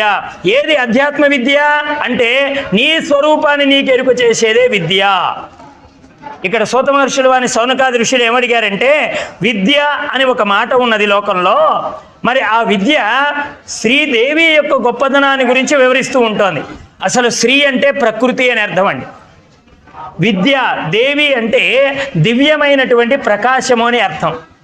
లోకంలో మనం అమ్మవారి రూపాలను ఇలా చూస్తున్నాం కానివ్వండి, దేవీ భాగవతంలో అమ్మవారి రూపం అనేటువంటిది కేవలం ఒక దైవానికో లేకపోతే ఒక రూపానికో పరిమితమైంది కాదండి. అమ్మవారి వెంట్రుకలు, అమ్మవారి కనులు, అమ్మవారి కనుబొమ్మలు, అమ్మవారి ముక్కు, అమ్మవారి యొక్క అధరాలు, అమ్మవారి యొక్క గడ్డము, అమ్మవారి యొక్క చెవులు, అమ్మవారి యొక్క నుదురు, అమ్మవారి యొక్క చేతులు, అమ్మవారి యొక్క స్తనద్వయం అంటే వక్షస్థలం, అమ్మవారి యొక్క ఉదర భాగం, అమ్మవారి యొక్క కటి భాగం, అమ్మవారి యొక్క జానువులు, అమ్మవారి యొక్క ఊరువులు, ఇవన్నీ కూడా సర్వ దేవతల యొక్క శక్తి స్వరూపమయ్యి ఆయా దేవతల యొక్క తేజస్సంతా రాశీభూతమైతే ఏర్పడినటువంటి స్వరూపమే అమ్మవారి యొక్క దేవీ స్వరూపం. మీరు అమ్మవారి దేవి స్వరూపం అనగానే అమ్మవారిని మేము సింహం మీద చూసామండి, అమ్మవారిని మేము పద్మంలో చూసామండి, అమ్మవారిని మేము నవరాత్రుల్లో చాలా చాలా రకాలుగా చూసామంటే ఈ చూడబడేటువంటి ఆకారాలన్నీ కూడా తరువాత కాలంలో బుద్ధిలో నిక్షిప్తమైనటువంటి కొంతమంది మహానుభావులు వారి ఉపాసనా సమయంలో ఆ దేవిని ఎలా భావన చేశారో ఆ భావాలు మాత్రమే చిత్రీకరించగలిగారే కానీ అమ్మవారి యొక్క యథార్థ రూపాన్ని చిత్రించగలగడం అంటే అది సామాన్యమైన విషయం కాదు. ఎందుకని? అమ్మవారి యొక్క ఒక స్వరూపం కాదండి ఆవిడే. ఎందుకంటే ఇప్పుడు మనము ఇలాగా కూర్చున్నాం కదండి, నా చెయ్యి వేలు ఇలా కదులుతోంది, నా కాలు ఇలా కదులుతోంది, నా తల ఇలా కదులుతోంది. కదులుతున్న నా అవయవాల్ని చూడగలుగుతున్నారే కానీ లోపల కదిలించే శక్తిని మీరు చూడగలుగుతున్నారా?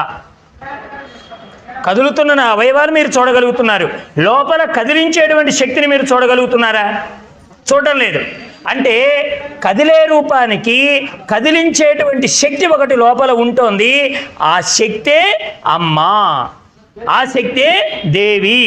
ఆవిడే మనకు శ్రీదేవి రూపంలో భాగవతంలో కనపడుతోంది. అంతేగాని మనం అనుకున్నట్లుగా రూపాలతో కనపడేది ఏది కూడా దేవీ భాగవతంలో చెప్పబడలేదు. ఆశ్రయించినటువంటి వాళ్ళ యొక్క ఆర్తిని పోగొట్టేదండి అమ్మ, వాళ్ళ దుఃఖాన్ని పోగొట్టేది. మనకి అమ్మవారి యొక్క నామాల్లో కూడా, అమ్మవారి యొక్క పేర్లలో కూడా నమస్తేస్తు మహామాయే శ్రీపీఠే సురపూజితే, అమ్మవారి యొక్క దివ్యమైనటువంటి అనుగ్రహంతో ఆవిడ ఏ పీఠంలో ఉంటుందంటే శ్రీపీఠే సురపూజితే. అమ్మ ఏం చేస్తుంటుంది? సర్వస్యార్తి హరేదేవి నారాయణి నమోస్తుతే. నీకుండేటువంటి అన్ని బాధల్ని పోగొడుతుందండి. విశేషం ఏమిటంటే మనం అనుకుంటాం నాకు ఇప్పుడు ఏ బాధ లేదు కదా, నేను ఎందుకు అమ్మవారిని ఆశ్రయించాలి అని అనుకోవచ్చు కాక, కానీ రాబోయేటువంటి కాలంలో ఏ దుఃఖం నిన్ను చుట్టుముడుతోందో తెలియదు కనుక ఆ దుఃఖానికి పరిష్కారం కూడా అమ్మవారి చరణాన్ని ఆశ్రయించినందువల్ల నీకు కలుగుతోంది. రాబోయే దుఃఖాన్ని పోగొడుతోంది, ఇప్పుడున్నటువంటి ఆర్తిని పోగొడుతోంది. నువ్వేది కోరుకొని అమ్మ చరణాలని ఆశ్రయిస్తావో అన్నింటినీ ప్రసాదించగలిగినటువంటి తల్లి ఆ లలితాదేవి, ఆ రాజరాజేశ్వరి అమ్మవారు. అటువంటి అమ్మవారి యొక్క దివ్యమైనటువంటి ఆ తత్వాన్ని నాకు చెప్పండి అని చెప్తే ఓసారి ప్రళయకాలంలో మొత్తం అంతా కూడా నీటితో నిండిపోయిందండి. ఎందుకంటే మనకి భాగవతంలో చెప్తారు, మత్స్యావతారానికి పూర్వం స్వామివారు సత్యవ్రతుడనే మహారాజు చేతిలోకి చేప రూపంలో వెళ్ళిపోతాడు. భాగవతంలో వెళ్ళిపోతే సత్యవ్రతుడితో అంటాడు, అంటే అప్పటికే ఆయన చేతిలో తీసుకుంటే కమండలంలో పెట్టుకుంటాడు, కమండలంలో నుంచి చిన్న చెరువులో పడేస్తాడు, అక్కడి నుంచి ఒక సరస్సులో పడేస్తాడు, అక్కడి నుంచి ఒక నదిలో పడేస్తాడు, అక్కడి నుంచి ఒక సాగరంలో పడేస్తాడు. అంత స్వరూపాన్ని పొందినటువంటి మత్స్యావతారాన్ని చూసిన సత్యవ్రతుడు మీరెవరు అని అడిగితే, అయా ఇంకొద్ది రోజుల్లో ప్రళయం రాబోతోంది, ఆ సమయంలో ఇదంతా నీటితో నింపబడుతోంది, అప్పుడు నిన్ను ఉద్ధరించడం కోసం సప్తర్షులందరినీ ఓడలో కూర్చోబెట్టుకొని మరలా సృష్టి చేయడానికి కావలసినటువంటి బీజాలన్నీ కూడా ఇందులో సిద్ధపరచుకొని మరలా సృష్టి ప్రారంభమయ్యేంత వరకు నేను మిమ్మల్ని ఇలా ఓడలో తిప్పుతూ ఉంటాను అన్నాడండి స్వామి. ఎంత అద్భుతమైన రహస్యం చెప్పారంటే భాగవతంలో, ఎవరు సత్యాన్ని ఆశ్రయిస్తారో, ఎవరు సత్యమే వ్రతంగా బ్రతుకుతారో అలాంటి వాళ్ళ యోగక్షేమాలు స్వామి చూస్తాడండి. మనం భగవద్గీతలో వింటాం కదా, అనన్యా చింతయంతో మాం ఏ జనాః పర్యుపాసతే తేషాం నిత్యాభియుక్తానాం యోగక్షేమం వహామ్యహం. అలాగే ఆ ప్రళయకాలం వచ్చేటప్పటికి స్వామి ఏం చేస్తాడు? మత్స్యావతారాన్ని ధరిస్తాడు. ఆ మత్స్యావతారంలో చిన్న మొప్పకుండేటువంటి భాగానికి ఓ తాడును ఒకదాన్ని లంకెగా చేసి ఓ పడవలో సిద్ధం చేసి ఆ పడవలో సప్తర్షులతో పాటుగా సత్యవ్రతుడిని కూర్చోబెట్టుకుంటాడు. ఆ పడవ ఏం పడవండి? ఆ పడవ ఏం పడవ? భగవద్గీతలో స్వామి చెప్తాడు కదా, సర్వం జ్ఞానప్రభేనైవ వృజినం సంతరిష్యసి. ఏ పడవది? జ్ఞానం అనే పడవ. ఆ జ్ఞానం అనేటువంటి పడవలో అందరినీ ఉద్ధరిస్తాడు స్వామివారు. కాబట్టి మనం కొనుక్కోవలసినటువంటి పడవ ఏమిటి అంటే జ్ఞానం. అటువంటి ఆ ప్రళయకాలంలో ఈ బ్రహ్మగారు ఎవరైతే ఉన్నారో ఆయనకు ఆధారంగా ఏమున్నది? ఓ పుష్పం. లోకంలో మనం ఏమనుకుంటామంటే ఆధారాన్ని చూస్తున్నామే కానీ అధిష్టానాన్ని చూడడం లేదండి. ఇప్పుడు ఆధారం ఏమిటి? ఉదాహరణకి ఇప్పుడు నేను ఇక్కడ కూర్చున్నానండి, ఈ కుర్చీ నాకు ఆధారం. మరి కుర్చీకి ఏది ఆధారం? భూమి ఆధారం. ఈ భూమికి ఏది ఆధారమై ఉన్నది? ఆ మూలాన్ని గుర్తించడమే నిజమైనటువంటి జ్ఞానం. మనం ఏం చేస్తున్నామంటే నేను కుర్చీ మీద కూర్చున్నాను గనక ఈ కుర్చీ గొప్పదనుకుంటున్నానే కానీ వీటన్నింటికీ మూలమైనటువంటి ఒక శక్తి ఉన్నది సుమా. దీన్నే భాగవతంలో ఏం చెప్పారు? ఎవనిచే జనించు జగము ఎవని లోపల నుండి లీనమై ఎవని అందుడిందు పరమేశ్వరుడెవ్వడు మూల కారణం వెవ్వడు అనాది మధ్యలయుడెవ్వడు సర్వము తానయైన వాడెవ్వడు వాని ఆత్మభవం ఈశ్వరున్ నే శరణంబు వేడెదన్. ఇప్పుడు ఎవరిని వేడుకోవాలండి? గజేంద్రుడిలాగా ఎవడు ఆధారానికి అధిష్టానమై ఉన్నాడో ఆ అధిష్టానానికి తానొక్కడే తప్ప తనకి ఇంకొకడు ఆధారం లేకుండా ఎవడున్నాడో అతన్ని మనం కొలుచుకోవాలన్నమాట. కాబట్టి అటువంటి అధిష్టానమైనటువంటి పరబ్రహ్మం ఏదై ఉన్నది. ఓసారి బ్రహ్మగారు చూశారండి, నా కింద ఏమున్నది? పుష్పం ఉన్నది. ఈ పుష్పానికి ఆధారం ఏదై ఉన్నది అని ఆయన ప్రయాణం చేస్తూ ఉంటే అలా ఆయనకు కనపడినటువంటి ఒక వస్తువు ఏమిటంటే నారాయణమూర్తి కనిపించాడు. తనకు ఆధారం ఎవరున్నారు? ఎవరి నాభీ కమలంలో నుంచి ఈ కమలం వచ్చిందో, ఎవరి నాభీ కమలంలో నుంచి ఉత్పన్నమైన పద్మం చేత తాను విరాజిల్లుతున్నాడో ఈ యోగనారాయణుడే తనకు ఆధారం కదా అని అనుకొని ఆయనకు నమస్కారం చేశాడు. స్వామి, నువ్వు చాలా గొప్పవాడివి, నీ నాభిలో నుంచే కమలం బయలుదేరింది, దాని మీద నేను ఉండడానికి ఒక స్థితిని ఏర్పరిచావు, కాబట్టి నువ్వు చాలా గొప్పవాడివి అని చూస్తుంటే ఆయన యోగ నిద్రలో ఉన్నాడండి. ఇప్పుడు ఈయనకి చాలా ఆలోచించి ఏమనుకున్నాడు? అసలు ఇంతటి మహాత్ముణ్ణి కూడా నిద్రకు వివసరాలు చేసినటువంటి ఆ మహాశక్తి ఎవరై ఉన్నారు? యాదేవి సర్వభూతేషు నిద్రా రూపేణ సంస్థిత నమస్తస్యై నమస్తస్యై నమస్తస్యై నమో నమః. అందుకే మహాత్ములు ఏం చెప్పారంటేనండి, కొన్ని తప్పులు చేస్తే అవి మహాపాపం అని చెప్పారు. ఏమిటా పాపాలు అంటే మొట్టమొదటిది దంపతుల్ని విడదీయడం. తర్వాత ఏమిటి? గురు నింద చేయడం. ఆ తర్వాత ఏమిటి? ఎక్కడైనా భగవత్ సత్సంగం జరుగుతూ ఉంటే ఆ సత్సంగానికి విఘాతం కలిగించడం. ఆ తర్వాత ఏమిటి? ఇదిగో ఇక్కడ చెప్పినటువంటి నిద్రాభంగం. ఎవరైనా నిద్రపోతూ ఉంటే హఠాత్తుగా వారిని లేపే ప్రయత్నం చేయకూడదు. ఎందుకంటే వాళ్ళు ఒక స్థితిలో ఉన్నారు, తెలిసినా తెలియకపోయినా వాళ్ళు ఒక స్థితిలో ఉన్నారు. ఎందుకని? అది అమ్మ యొక్క అనుగ్రహం అండి. ఆ నిద్ర పట్టడం కూడా అమ్మవారి యొక్క అనుగ్రహం. అందుకని ఆ నిద్రాభంగం చేయడం కూడా ఒక పాపమే. పొరపాటున లేపవలసి వస్తే నిదానంగా అతడి స్థితిని గమనించి లేపాలే కానీ హఠాత్తుగా లేపే ప్రయత్నం చేస్తే అది కూడా భంగమే అన్నారు. ఎందుకంటే అది కూడా అమ్మ యొక్క అనుగ్రహమే, ఆ నిద్ర కూడా అమ్మ యొక్క అనుగ్రహమే. నిద్ర ఎప్పుడు పడుతుందండి? మన మనస్సుని మనం మరచినప్పుడు నిద్ర పడుతుంది. బాగా గుర్తుపెట్టుకోండి, మీకు 10 లక్షల అప్పు ఉందండి. ఆ 10 లక్షల అప్పు ఇచ్చిన వాడు మీతో చెప్పాడు, నేను ఈ ప్రొద్దు వస్తున్నాను, మీరు నాకు డబ్బులు కట్టాలన్నాడు అనుకోండి. మన చేతిలో చిల్లి కావలేదు. ఆ మనస్సులో విషయం తిరుగుతున్నంతసేపు నిద్ర వస్తుందా? మనకి నిద్ర రాదు. ఎప్పుడు వస్తుంది? మనం తెల్లారిన తర్వాత మన భార్యతో చెప్తాం, 10 లక్షలు ఇవ్వాలి వాడికి, ఆయన వస్తానన్నాడు, నిద్ర పట్టలేదు, కానీ ఎప్పుడో మాగన్నుగా నిద్ర పట్టింది, మళ్ళీ లేచిన తర్వాత 10 లక్షల అప్పు గుర్తొచ్చింది, ఇక నిద్ర పట్టలేదని చెప్తాం.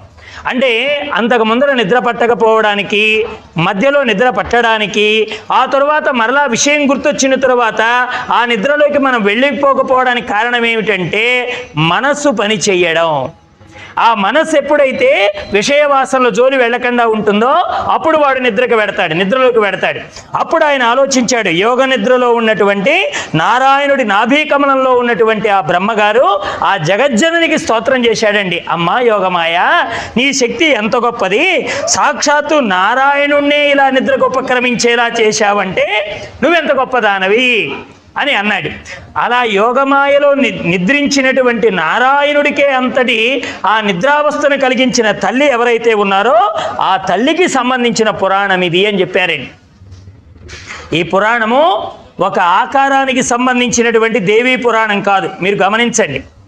దేవీ భాగవతం అంటే మీరేదో లలితా పురాణమని, రాజరాజేశ్వరి పురాణమని, సరస్వతి అమ్మవారి పురాణమని అనుకోవడానికి వీల్లేదు. ఏ దేవి యొక్క అనుగ్రహం చేత ఈ సృష్టి స్థితి లయాలు జరుగుతున్నాయో ఆ దేవతలలో ఉండేటువంటి శక్తి యొక్క స్వరూపంతో నిండి ఉన్నటువంటి చరిత్ర ఈ దేవి భాగవతం. దీన్ని మీకు నేను వినిపిస్తానన్నాడు. ఇది మొత్తం 18,000 శ్లోకాలు ఈ భాగవతం. 12 స్కందాలతో ఉండి చక్కగా మనకి సత్వము, రజస్సు గుణం, తమో గుణం కలిగినటువంటి ఈ మూడింటిని గురించి చెప్తుందండి. సత్వగుణంతో ఎలా ఉంటుందమ్మా? సత్వగుణంతో మహాలక్ష్మి స్వరూపంతో ఉంటుందమ్మ. మరి రజోగుణం ఎలా ఉంటుంది? కాస్త ఈ లక్ష్మీదేవి సరస్వతిగా మారినప్పుడు కాస్త రజోగుణంతో కనబడుతోందన్నమాట. ఎక్కడైనా ఐశ్వర్యంతో ఉన్నటువంటి వాడికి లోకంలో కోపం ఎప్పుడు వస్తుందండి? కోపం ఎప్పుడు వస్తుంది? ఒక మహానుభావుడు చెప్పాడు, ఏమండి నా భార్య ఎప్పుడూ కోపడుతూనే ఉంటుంది, కారణం నేను మా అమ్మగారు కాదు. మా అమ్మ ఎప్పుడూ కోపడుతూనే ఉంటుంది, కారణం నేను నా భార్య కానే కాదు. నేనెప్పుడూ కోపడుతూనే ఉంటాను, కారణం మా ఆవిడ మా అమ్మగారు కానే కాదు. ఏమిటి కారణం అంటే రాజుగారు చెప్పారు, ఇంట్లో డబ్బులు లేకపోవడం అన్నాడంతే. ఇంట్లో డబ్బులు ఎప్పుడైతే ఉండవో ఏమండి అకారణమైన తగాదాలు వస్తాయండి. భార్య భర్తని గౌరవించదు, భర్త భార్యని గౌరవించడు, వాళ్ళిద్దరిని తల్లిగారు గౌరవించడు. ఇంట్లో ఎప్పుడైతే కలహాలు మొదలవుతాయంటే డబ్బు లేకపోవడం వల్ల. ఎప్పుడైతే ఆ డబ్బు వస్తుందో అందరూ ప్రశాంతంగా ఉంటారండి, సత్వగుణంతో ఉంటారన్నమాట. కానీ ఏ డబ్బు అయి ఉండాలి? ఆ డబ్బు ధర్మపరమైనదై ఉండాలి. మనకు అందుకే చెప్పారు, చత్వారో ధనదాయాదాహ ధర్మ అగ్ని నృప తస్కరహ. నువ్వు సంపాదించేటువంటి ధనానికి 4 దాయాదులు ఉంటారటండి. దాయాదులు అంటే ఎవరు? పంచుకునేవాళ్ళు, ఆస్తి పంచుకునేవాళ్ళు. మన ధనానికి కూడా 4 దాయాదులు ఉంటారట. ఎవరంట మొట్టమొదటి దాయాది అంటే ధర్మం. నువ్వు ధర్మంగా సంపాదించావా లేదా అని చూస్తాడటండి. మనలో ఉండేటువంటి కొన్ని లక్షణాలే చెప్పుకుంటే తప్పేం కాదనుకోండి. లోకంలో దైవ కార్యక్రమాలకో ధర్మ కార్యక్రమాలకో ఖర్చు పెట్టడానికి చెయ్యాడదు. కానీ ఏదో ఒక జబ్బు వచ్చి ఐసీయూలో పడేసి 1,00,000 రూపాయలు కట్టమంటే బ్రహ్మాండంగా కట్టేస్తామండి. అదే ఒక దైవ కార్యక్రమానికో ధర్మ కార్యక్రమానికి అన్నాం అనుకోండి, 100 ఇస్తే సరిపోతుందా, 50 ఇస్తే సరిపోతుందా అని లెక్కలు కడతాం. ఐసీయూకి వెళ్ళిన తర్వాత కూడా లెక్కలు వేసామనుకోండి, అప్పుడు ఏమంటారు డాక్టర్ గారు, అయ్యా ఈ డబ్బుకు నేను వైద్యం చేయలేను, మీ వాడిని మీరు తీసుకెళ్ళండి, ఇంటి దగ్గర మీ పని మేము చేసుకోండి అంటారు. మొట్టమొదటిది ఏమిటంటే ధర్మం అండి. రెండవది ఏమిటి? నృప. నృపుడు అంటే ఎవరు? రాజుగారు. ఇప్పుడు రాజుగారులు ఎవరండి? ఇన్కమ్ ట్యాక్స్ ఆఫీసర్లు. వాడు నువ్వు డబ్బు సంపాదించి సరిగా కనుక లెక్క చెప్పకపోతే, అబ్బాయి నీకు ఈ డబ్బు ఎలా వచ్చింది, నువ్వు ఎలా సంపాదించావని వాళ్ళు వస్తారండి. వాళ్ళు నృప అంటే రాజులు. మూడో వాడెవరు? తస్కరుడు, దొంగవాడండి. ధర్మబద్ధమైన సంపాదన కాకపోతే వాడు వస్తాడు వాడి సంపాదనకి, తస్కరుడు, వాడు తీసుకెళ్ళిపోతాడు. నాలుగో వాడు ఎవరండి? అగ్ని. అంటే ఒక అగ్ని ఒక ఇల్లు తగలబడడమో, ఓ షాపు తగలబడడమో, లేకపోతే ఒక గూడెం తగలబడడమో ఏవో ఉంటాయి కదా, ప్రపంచంలో చూస్తున్నాం కదా. అంటే ఈ ధర్మం అనేటువంటి దానికి ఆ డబ్బు సంపాదించకపోయినా ఇన్ని దాయాదులు ఇంతమంది తయారయ్యి మనకుండేటువంటి దాన్ని తీసుకువెడతారు. కాబట్టి ఈ ధనము మానవుడికి సత్వగుణాన్ని కలిగించేది అయి ఉండాలే కానీ రజోగుణాన్ని తమో గుణాన్ని పెంచకూడదండి. ఇక రెండవది ఏమిటండి? విద్య. విద్య వచ్చిందనుకోండి మానవుడికి అహంకారం కలుగుతోంది. నాకంటే తక్కువండి, నాలాగా పాటలు పాడలేరండి, నాలాగా ఉపన్యాసం చెప్పలేరండి, నాలాగా పద్యాలు పాడలేరండి, ఇది కూడా అహంకారానికి వస్తుందన్నమాట.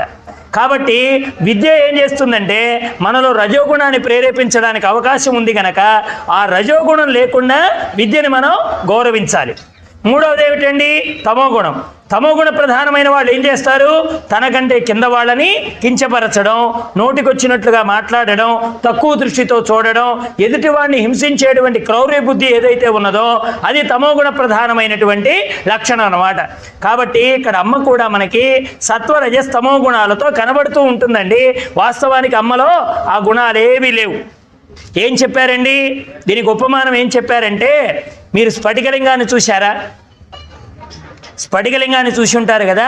ఈ స్ఫటికలింగము ఏ రంగుతో ఉంటుంది మీరు చెప్పండి. స్ఫటికలింగానికి ఏమైనా వర్ణం ఉంటుందా? ఏదైనా రంగు ఉంటుందా? ఏమీ ఉండదు. ఎవరో ఒక ఆయన వెళ్ళి ఒక ఎల్లో పుష్పం వెనకాల పెట్టాడండి. స్ఫటికలింగానికి వెనకాతల ఓ పసుపు పచ్చ రంగు పుష్పం పెట్టాడు. ఇప్పుడు ఆ స్ఫటికలింగం ఎలా కనిపిస్తోంది మీకు? పసుపు పచ్చగా కనిపిస్తోంది. ఒక ఆయన ఎర్ర మందారం పెట్టాడండి. ఇప్పుడు ఎలా కనిపిస్తోంది? స్ఫటికలింగం ఎర్రగా కనబడుతోంది. వాస్తవానికి ఈ వర్ణాలు స్ఫటికానికి ఉన్నాయా? లేవు. లేనటువంటి ఈ స్ఫటిక వర్ణంతో కూడినటువంటి దానికి ఈ వర్ణం ఎక్కడి నుంచి వచ్చింది? మనం దానికి ఆపాదించాం. అలాగే మనం కూడా అమ్మని అలా చూస్తున్నాం గనక అమ్మ సత్వంగా, అమ్మ రజోగుణంగా, అమ్మ తమోగుణంగా కనిపిస్తుందే కానీ వాస్తవానికి అమ్మ గుణాతీతురాలండి. ఆవిడ గుణవర్జిత, నామాల్లో కూడా ఉంటుంది గుణవర్జితాయై నమః అని. అంటే అర్థం ఏమిటి? ఆవిడ సత్వము కాదు, రజస్సు కాదు, తమస్సు కాదు. నువ్వు అనుకుంటున్నావు గనక, నీలో ఆ గుణం ఉంది గనక, ఆ గుణంతో అమ్మను చూస్తున్నావు గనక అమ్మలా కనపడుతుందే కానీ ఆవెప్పుడు కూడా జగన్మాత్రే నమః, శ్రీమాత్రే నమః ఎప్పుడు చిరునవ్వుతో అమ్మవారు భక్తులను అలా పలకరిస్తూనే ఉంటుందే తప్ప వాస్తవానికి మీరనుకునేటువంటి గుణాలేవి కూడా అమ్మవారిలో లేవు. కానీ ఇది చూపించాలండి. సత్వగుణం ఎక్కడుండాలి? సృష్టి చేసేటప్పుడు ఉండాలి. రజోగుణం ఎక్కడుండాలి? పాలించేటప్పుడు ఉండాలి. తమోగుణం ఎక్కడుండాలి? తనలో కలుపుకునేటువంటి లక్షణమై ఉండాలి. కాబట్టి ఈ మూడు గుణాలతో అమ్మవారు అలరారుతూ ఉంటారు గనక బ్రహ్మగారికి సృష్టించే అవకాశం, విష్ణువుకి పరిపాలన చేసేటువంటి అధికారం, పరమేశ్వరుడికి లయం చేసుకునేటువంటి అధికారం, ఆ అధికారాలకు శక్తి స్వరూపిణైనటువంటి ఆవిడెవరైతే ఉన్నారో ఆవిడకు ఒక విశేషమైన పేరు పెట్టారు. ఎందుకంటే లోకంలో పేరు లేకపోతే మనం దాన్ని పిలవలేము, కొలవలేము. అందుకని ఆవిడికి పరదేవత అని పేరు పెట్టారు. లలితాపరా భట్టారికాయై నమః అంటారు. శ్రీమాత, శ్రీ మహారాజ్ఞి, శ్రీమత్ సింహాసనేశ్వరి. అమ్మవారి యొక్క దివ్యమైనటువంటి లక్షణంలో ఒక గొప్పతనం ఏమిటంటే ఆవిడ అన్నింటికంటే గొప్ప దేవత. పరా ప్రత్యక్షితి రూప పశ్యంతి పరదేవత. మనకి అమ్మవారి యొక్క నామాల్లో ఉంటుందండి. అమ్మవారు పరావాక్కు అంటే అర్థం ఏమిటి?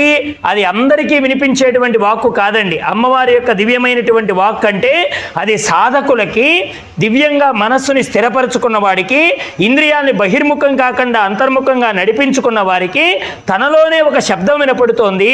అదే ఓంకార శబ్దం, అదే అమ్మ యొక్క దివ్యమైనటువంటి శబ్దము, అదే పరావాక్కు అని చెప్పారు. సాధనలో సమాధి స్థితిలో ఉన్నప్పుడు మహాత్ములకు వినిపించేటువంటి స్థితి. పరా ప్రత్యక్షితి రూప పశ్యంతి పరదేవత మధ్యమ వైఖరి రూప మునిమానస హంసిక అని అమ్మవారి యొక్క నామాలన్నమాట. కాబట్టి అటువంటి ఆ పరదేవతని చూడాలి అంటే ఈ దేవీ భాగవతం ద్వారా మాత్రమే సాధ్యం అన్నాడండి. ఎవరు చెప్పారు మనకి? సూత మహర్షుల వారు చెప్తున్నారు. మనకు కూడా గురుదేవుల్ని ఒక అద్భుతమైనటువంటి శ్లోకంతో చెప్తారండి. ఏం చెప్తారు? అజ్ఞాన తిమిరాంధస్య జ్ఞానాంజన శలాకయ చక్షురున్మీలితం ఏన తస్మై శ్రీ గురవే నమః. గురువుకి లలితకి తేడా లేదండి. మనం ఆరాధించేటువంటి దైవానికి, అభిషేకం చేసేటువంటి శివుడికి, మనం ఆశ్రయించిన గురుదేవుడికి భేదం లేదు. గుర్తుపెట్టుకోండి. మీరు అనుకోవచ్చు శివుడు వేరు గురువు వేరు అని. ఎప్పుడైతే శివుణ్ణి గురువుని వేరువేరుగా చూశామో సాధనలో నువ్వు పనికిరావని అర్థం. నువ్వు ఆశ్రయించిన గురుపాదానికి, నువ్వు అభిషేకం చేసే శివుడికి భేదం లేదు. ఆశ్రయించిన విష్ణువుకి, బోధ చెప్పే గురువుకి భేదం లేదు. కాబట్టి ఆ విషయాన్ని గుర్తించాలి. అక్కడ ఏం చెప్పారు? అక్కడ ఆయన పరదేవత. ఈ స్పష్టంగా చూడాలంటే మనకి ఒక పొర ఏర్పడిందండి. అది ఏమిటా పొర అంటే అజ్ఞాన తిమిరాంధస్య.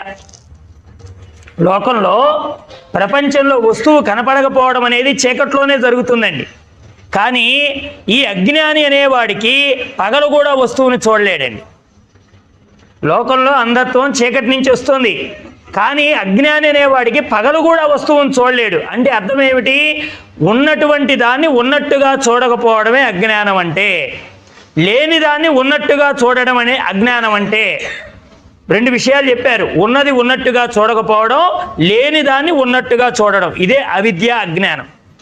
దీన్ని మనకు చాలా మార్లు ఉపమాన రూపంలో చెప్పారండి మహాత్ములు. ఎలా చెప్పారు అంటే ముత్యపు చెప్పు ఉంటుంది కదా, ముత్యపు చెప్ప. ఈ ముత్యపు చిప్ప ఎండలో పడి మెరుస్తూ ఉంటే వాడెవడో దూరం నుంచి చూచి అదేదో వెండి వస్తువు కాబోలు, నాకంటే ముందు ఎవడైనా చూస్తే వాడే పట్టుకెళ్ళిపోతాడేమోనని వీడు పరిగెత్తుకుంటూ పెడతాడట. ఏది ఆ మౌక్తికం అంటే ఆ ముత్యపు చిప్పలో ఉండేటువంటి ఆ వెలుగును చూచి వీడు రజతమని ఎలా మోసపోతున్నాడో, ఇప్పుడు ఏం మోసం చేసింది వాడిని? వాడి కన్య మోసం చేసింది. అంటే ఉన్నదాన్ని ఉన్నట్టుగా చూడలేకపోవడం, లేనిదాన్ని ఉన్నట్టుగా చూడడం, ముత్యపు చిప్పలో వెండిని చూడడం. ముత్యపు చిప్పలో వెండిని చూడడం అంటే లేనిదాన్ని ఉన్నట్టుగా చూస్తున్నాడు, ఉన్నదాన్ని ఉన్నట్టుగా చూడకపోవడం అంటే ముత్యపు చిప్పని ముత్యపు చిప్పగా చూడలేకపోవడం. ఇది అజ్ఞానం. ఇటువంటి అజ్ఞానము తిమిరము అన్నారండి. తిమిరం అంటే అర్థం ఏమిటి? చీకటి. ఇది ఇప్పుడు చూడండి, ఇంతకు ముందర ఇంత లైటింగ్ లేదు. ఇప్పుడు ఆయన ఏం చేశాడో పెద్ద లైట్ తెచ్చి ఇక్కడ పెట్టాడు. దాంతో ఇంతకంటే పెద్ద వెలుగు వచ్చింది, మనకు ఇంకాస్త గొప్పగా వస్తువు కనపడుతోంది. కానీ ఇప్పుడు మీరు అనుభవించే అజ్ఞాన తిమిరం అనేటువంటిది ఈ లైట్ల చేత పోయేది కాదు, ఇక్కడ ఉండబడేటువంటి వెలుగు చేత పోబడేటువంటిది కాదు. అదేమిటట? తిమిరాంధస్య. మరి దేని ద్వారా పోతోంది? జ్ఞానాంజన శలాకయ.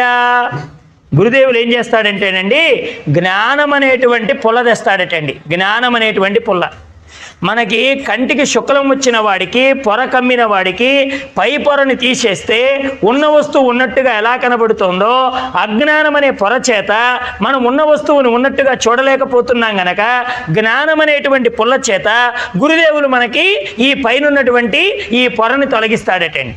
అప్పుడేమైపోతుంది? ఉన్నది ఉన్నట్టుగా కనపడుతుంది. జ్ఞానాంజన శలాకయ చక్షురు ఉన్మీలితం ఏనా. చక్షు ఉన్మీలితం అంటే అర్థం ఏమిటి? ఊర్ధ్వ దృష్టికి పెడతాడటండి మానవుడు. అందుకని శివుడు ఎప్పుడు ధ్యానముద్రలో ఎలా ఉంటాడండి? శివుడు ధ్యానముద్రలో కూర్చున్నప్పుడు ఎలా ఉంటాడు? ఆయన దృష్టి ఊర్ధ్వంగా ఉంటుంది, ఊర్ధ్వాన్ని చూస్తూ ఉంటాడు. అర్ధ నిమిలిత నేత్రుడు అంటారు. అంటే సగం మూసి సగం ముయ్యకుండా ఉన్న కన్నులాగా పరమేశ్వరుడు కనిపిస్తాడు. అంటే అక్కడ ఉండేటువంటి రహస్యం ఏమిటంటే ప్రతిదాన్ని చూడు, కానీ మనసులోకి తెచ్చుకోకు. చూడాలి కానీ ఆ చూసిన వస్తువు లోపలికి తెచ్చుకోకూడదు. మా గురువు గారు చెప్పేవారు, సంచితో సంతలో తిరగాలే కానీ సంతలో కనిపించిన ప్రతిదీ సంచిలో వేయకూడదు అన్నాడు ఆయన. సంచితో సంతలో తిరుగు పర్వాలేదు, కానీ కనిపించిన ప్రతిదీ సంచిలో వేస్తే నువ్వు ఇంటికి పోలేవు. ఇక బరువు మోసుకొని అక్కడే కూర్చోవాలి. ఏ కారు వాడికో ఏ ఆటో వాడికో ఫోన్ చేయాలి. వచ్చేదేమో 1 కిలో బెండకాయలు కొందామని వస్తాడు. ఎక్కడికి? సంతలోకి. కనిపించిందల్లా సంతలో వేస్తాడు, సంచిలో వేస్తాడు. వెంటనే ఆటో మాట్లాడతాడు. వచ్చేదేమో 1 కిలో బీరకాయల కోసమో బెండకాయల కోసం వస్తాడు. కంటికి కనిపించిందల్లా సంచిలో వేస్తే బరువు అయిపోతుంది. అలాగే మనం కూడా ఈ ప్రపంచంలోకి ఎందుకోసం వచ్చాం? సంతలోకి వినియోగదారుడు ఎలా వచ్చాడో ప్రపంచంలోకి మనం కూడా అలాగే వచ్చాం. ఎందుకోసం వచ్చాం? కస్తవం కోహం కుతాయాత. ఈ 3 గుర్తుపెట్టుకోవాలన్నారండి ఆదిశంకర భగవత్పాదాచార్యులు వారు. నేనెవరిని, ఎందుకు వచ్చానో, మరలా ఈ సంతలో పడకుండా ఉండాలంటే నేనేం చెయ్యాలి? ఈ 3 చాలా ఉపయోగం. నేనెవరిని, ఎందుకు వచ్చానో, మళ్ళీ ఈ సంతలోకి రాకుండా ఉండాలంటే నేనేం చెయ్యాలి అనే విషయం తెలియకపోతే వాడు సారహీనమైన జీవితాన్ని జీవించేవాడు అవుతాడు. అటువంటి మోక్ష సాధనానికి కరతలామలకమే ఈ దేవీ భాగవతం. ఎవడైతే కోరినటువంటి కోరికల్ని కోరుకుంటాడో వాడికి కల్పవృక్షము అన్నారండి. అసలు కల్పవృక్షం అంటే అర్థం ఏంటో తెలిసిన? గురుదేవులే కల్పవృక్షం. మనకి మహాత్ములు గురుగీతలో మనకి దత్తాత్రేయులు వారి చరిత్ర చదివితే అందులో శ్లోకం కనబడుతుందండి. గంగా పాపం శశీతాపం దైన్యం కల్పతరుస్తదా పాపం తాపంచ దైన్యంచ హంతే సజ్జన సంగతి అని ఒక మాట గురుదేవుల యొక్క సాంప్రదాయంలో, దత్తాత్రేయుల వారి సాంప్రదాయంలో వస్తుంది. గంగ దగ్గరికి పెడితే పాపం పోతుందటండి. గంగా పాపం, గంగలో మునిగితే పాపం పోతుందట. శశి తాపం, శశి అంటే చంద్రుడు. చంద్రుడు బాగా పౌర్ణమి వెలుతురులో ఉంటే ఏం పోతుందట? ఈ ఒంటికి ఉన్న తాపం పోతుందటండి. దైన్యం అంటే దరిద్రం. ఈ దైన్యం దేని ద్వారా పోతుందట? కల్పతరుస్తథా, కల్పతరువు అంటే కల్పవృక్షం. కల్పవృక్షం ద్వారా మానవుడికి దరిద్రం పోతుందటండి. కానీ పాపం తాపంచ దైన్యంచ, నీకు పాపం పోయేది, తాపం పోయేది, దరిద్రం పోయేది, మూడు ఒకే చోట పోతాయి. ఎక్కడ పోతాయి అంటే సజ్జన సంగతి అన్నారండి. అది మహాత్ముల యొక్క సాంగత్యంలో, గురువు యొక్క సన్నిధిలో పాపము తాపము దైన్యము మూడు పోతాయట. కాబట్టి అయ్యా మిమ్మల్ని వేడుకుంటున్నాం. ఎందుకంటే గురు సన్నిధి మాటి మాటికి దొరికేది కాదని గుర్తుపెట్టుకోండి. మనకి తేలిగ్గా లభ్యమయ్యే వస్తువు అటండి గౌరవం తక్కువ అవుతుందట. తేలిగ్గా ఏదైనా వస్తువు దొరికితే దాని యందు మనకి గౌరవభావం ఉండదు. ఎవరో ఒక రుద్రాక్ష తెచ్చి అమ్మ పరమేశ్వరుడి దగ్గరది తీసుకోండి అంటే ఏమో అనిపిస్తుంది. కానీ అదే రుద్రాక్ష తెచ్చి ఇది నేను కాశీలో పూజలు చేశాను, ఇన్ని రోజులు ఉంచాను, దీని ధర 5,000 అన్నారనుకోండి, ఎక్కడ లేని భక్తి వచ్చింది ఆ రుద్రాక్ష మీద. ఎందుకని అక్కడ విలువ అన్నమాట. ఇంత విలువనేటప్పటికీ దానికి ఒక గొప్ప విలువ కలుగుతోంది. దాని డబ్బుకి మానవుడు అంత విలువ చెల్లిస్తాడు. ఇక్కడ ఏమంటున్నారంటే నాయన సజ్జన సాంగత్యం తేలిగ్గా లభ్యమవుతుందయ్యా, మీరేం చేయక్కర్లే, సత్య దృష్టి ఉంటే చాలు. మీకు ఏది సత్యమో ఏది అసత్యమో తెలుసుకోవాలనే బుద్ధి కలిగితే చాలు. అటువంటి మీరు నన్ను గురుస్థానంలో ఉంచి ఇక్కడ కూర్చోబెట్టారు గనక ఇది మహామునులకు కూడా ఉపాస్యమైన గ్రంథం అన్నాడండి. ఎవరు? సూత మహర్షుల వారు. ఇది మహామునులు కూడా ఉపాసించదగినటువంటి గ్రంథం. వేద ధర్మాలని వివరించేటువంటి దివ్యమైనటువంటి గ్రంథం. వాగ్దేవత యొక్క సరస్వతికి ముఖస్థుగా అలంకరింపబడినటువంటి గ్రంథం ఈ దేవి భాగవతం. ఈ దేవి భాగవతాన్ని అందించిన మహానుభావుడు ఎవరండి? వేదవ్యాస భగవానుడు. ఈయనేం చేస్తున్నాడంటే ఒక రోజున అగ్నిని మదించేటువంటి కొయ్య యందు తనకు తానే పుట్టినటువంటి పిల్లవాడు శుకయోగీంద్రుడు అనేటువంటి మహానుభావుడయ్యా, ఆయనకు ఈ దేవి భాగవతాన్ని ఆయన నేర్పాడు అని చెప్పారు. అక్కడ శౌనకాది మహామునులు ఏమన్నారంటే, అయ్యా వేదవ్యాస భగవానుడికి వివాహమైనట్లుగా ఎక్కడ ఉన్నది, ఆయనకు పుత్రుడు కలగడానికి కారణం ఏమిటి అని అంటే అప్పుడు ఆయన ఒక రహస్యం చెప్పాడండి. పురాణాలు ఎప్పుడూ కూడా పైకి ఒక కథని వినిపింపజేస్తూ లోపల మన మనస్సులో కలిగే అలదడిని గురించి చెప్తుందండి. మీరు ఏ కథ అయినా చదవండి, ఏ పురాణమైనా చదవండి, అది మన లోపల కలిగేటువంటి ఆంతరంగికమైన కల్లోలాలకు నిదర్శనం. మన మనస్సు చాలా రకాలుగా ఆలోచిస్తుందండి. ఇంతకు ముందర మనం చెప్పుకున్నట్టుగా కామం వైపు, క్రోధం వైపు, లోభం వైపు, మోహం వైపు, మదం వైపు, మాత్సర్యం వైపు, కులమదం వైపు, విద్యామదం వైపు, ధనమదం వైపు, ఆర్జన మదం వైపు, తపోమదం వైపు, ఇలా అనేక రకాలైన మదాలు ఉన్నాయి. హరిషడ్ వర్గాలు ఉన్నాయి, సప్త వ్యసనాలు ఉన్నాయి. ఇలాగ చాలా రకాలైనటువంటి వాటితో మగ్నమైనటువంటి వాళ్ళం కనుక మనకి కథ రూపంలో చెప్తే అర్థమవుతోంది కనుక అక్కడ వేదవ్యాస భగవానుడికి సంతాన వాంఛ కలగడానికి కారణం ఏమిటి అని అంటే ఆయన ఓ రోజున ఒక పని చేస్తున్నాడండి. ఏమిటా పని అంటే అరణి మదిస్తున్నాడు. అరణి అంటే అర్థం ఏమిటి? మీరు యజ్ఞయాగాది కార్యక్రమాలు చేసేటప్పుడు అక్కడ 2 కర్రలు తెస్తారు. ఒకటేమో కదలనిది, ఒకటేమో కదిలేది. ఈ కదలనటువంటి దాన్ని గట్టిగా పట్టుకొని కదిలేటువంటి దాన్ని వేగంగా కదిలిస్తూ ఉంటే అందులో నుంచి అగ్ని పుడుతుంది. ఇది మనకు మహాత్ములు ఒక శ్లోక రూపంలో చెప్పారండి. ఆత్మానాం అరణిం కృత్వా ప్రణవాంచుత్తరారిణిం జ్ఞాన నిర్మాదనాభ్యాసాత్ దీపం ప్రజ్వలయామ్యహం. దీప శ్లోకంలో ఇది ఉంటుందండి. ఇప్పుడు మనందరం కనిపించే ప్రమిదతో, కనిపించే నూనెతో, కనిపించే ఒత్తితో, కనిపించే అగ్నితో దీపాన్ని వెలిగిస్తున్నాం కదా. వేదాంతం ఏం చెప్పిందంటే అయ్యా మీ హృదయంలో జ్యోతిని వెలిగించండి అన్నారు. ఇప్పుడు హృదయంలో జ్యోతి అంటే ఇప్పుడు ఇక్కడ బైపాస్ ఆపరేషన్ చేసుకొని ప్రమిద పెట్టాలా? ఇప్పుడు ప్రమిద పెట్టి ఇందులో నూనె పోయాలా? పోనీ ఇందులో అగ్గి పెట్టి ఎవరు వెలిగిస్తారు? ఒత్తి ఎవరు వేస్తారు చెప్పండి? అందుకని వేదాంతం ఏం చెప్పిందంటే అబ్బాయి కనిపించే దీపం కాదురా నువ్వు వెలిగించేది, నీ కళ్ళెదురుగానే కొండెక్కే దీపం కాదురా నువ్వు వెలిగించేది, అసలు నీ లోపల ఒక జ్యోతి భగవంతుడు వెలిగించే ఉన్నాడు. అదేమిటి అంటే ఆత్మానం అరణిం కృత్వా. అరణిం అంటే పైన ఏదైతే కదలకుండా ఉంటుందో దాన్ని అరణి అంటారు, కదిలేదాన్ని ఉత్తరారణి అంటారండి. కదిలేటువంటి కొయ్యని ఉత్తరారణి అంటారు. కదలకుండా కింద ఉంటుంది చూడండి, దాన్ని అరణి అంటారు. కదలనిది ఆత్మ, కదిలేది ప్రణవం. గుర్తుపెట్టుకోండి. అంటే ఇప్పుడు నీ ఆత్మలో ఆత్మ జ్యోతిని వెలిగించాలంటే ఏం చేయాలంటే, ముందు ఈ కదలనటువంటి దాన్ని కదిలేటువంటి ప్రణవంతో, ఓంకారంతో, ఏం చెప్పారండి భగవద్గీతలో, ఓమిత్యేక అక్షరం బ్రహ్మ వ్యాహరాన్మా మనుస్మరణ అని భగవద్గీతలో స్వామి చెప్పాడు కదా. అర్జున, ఎవరైతే అంత్యకాలంలో ఈ ఓంకారాన్ని అనుకుంటూ ఉంటారో, ధ్యానం చేస్తూ ఉంటారో, యోగులైనటువంటి వాళ్ళు నిత్యం ధారణ చేస్తూ ఉంటారో, అది నా స్వరూపమై ఉన్నది, అది నా ఏకైక అక్షరమై ఉన్నది, ఇది నా స్వరూపం సుమా అని చెప్పాడండి భగవద్గీతలో. కాబట్టి ఓంకారం అనేది ఉత్తర అరణి. బాగా గుర్తుపెట్టుకోండి. పైన వేగంగా తిరగడంతో పాటుగా కింద కదలకుండా ఉండడం కూడా ప్రధానం. అమ్మగారులు మీరందరూ పూర్వం తిరగలు తిప్పేవాళ్ళు కదండి. తిరగలు ఎలా ఉంటుంది?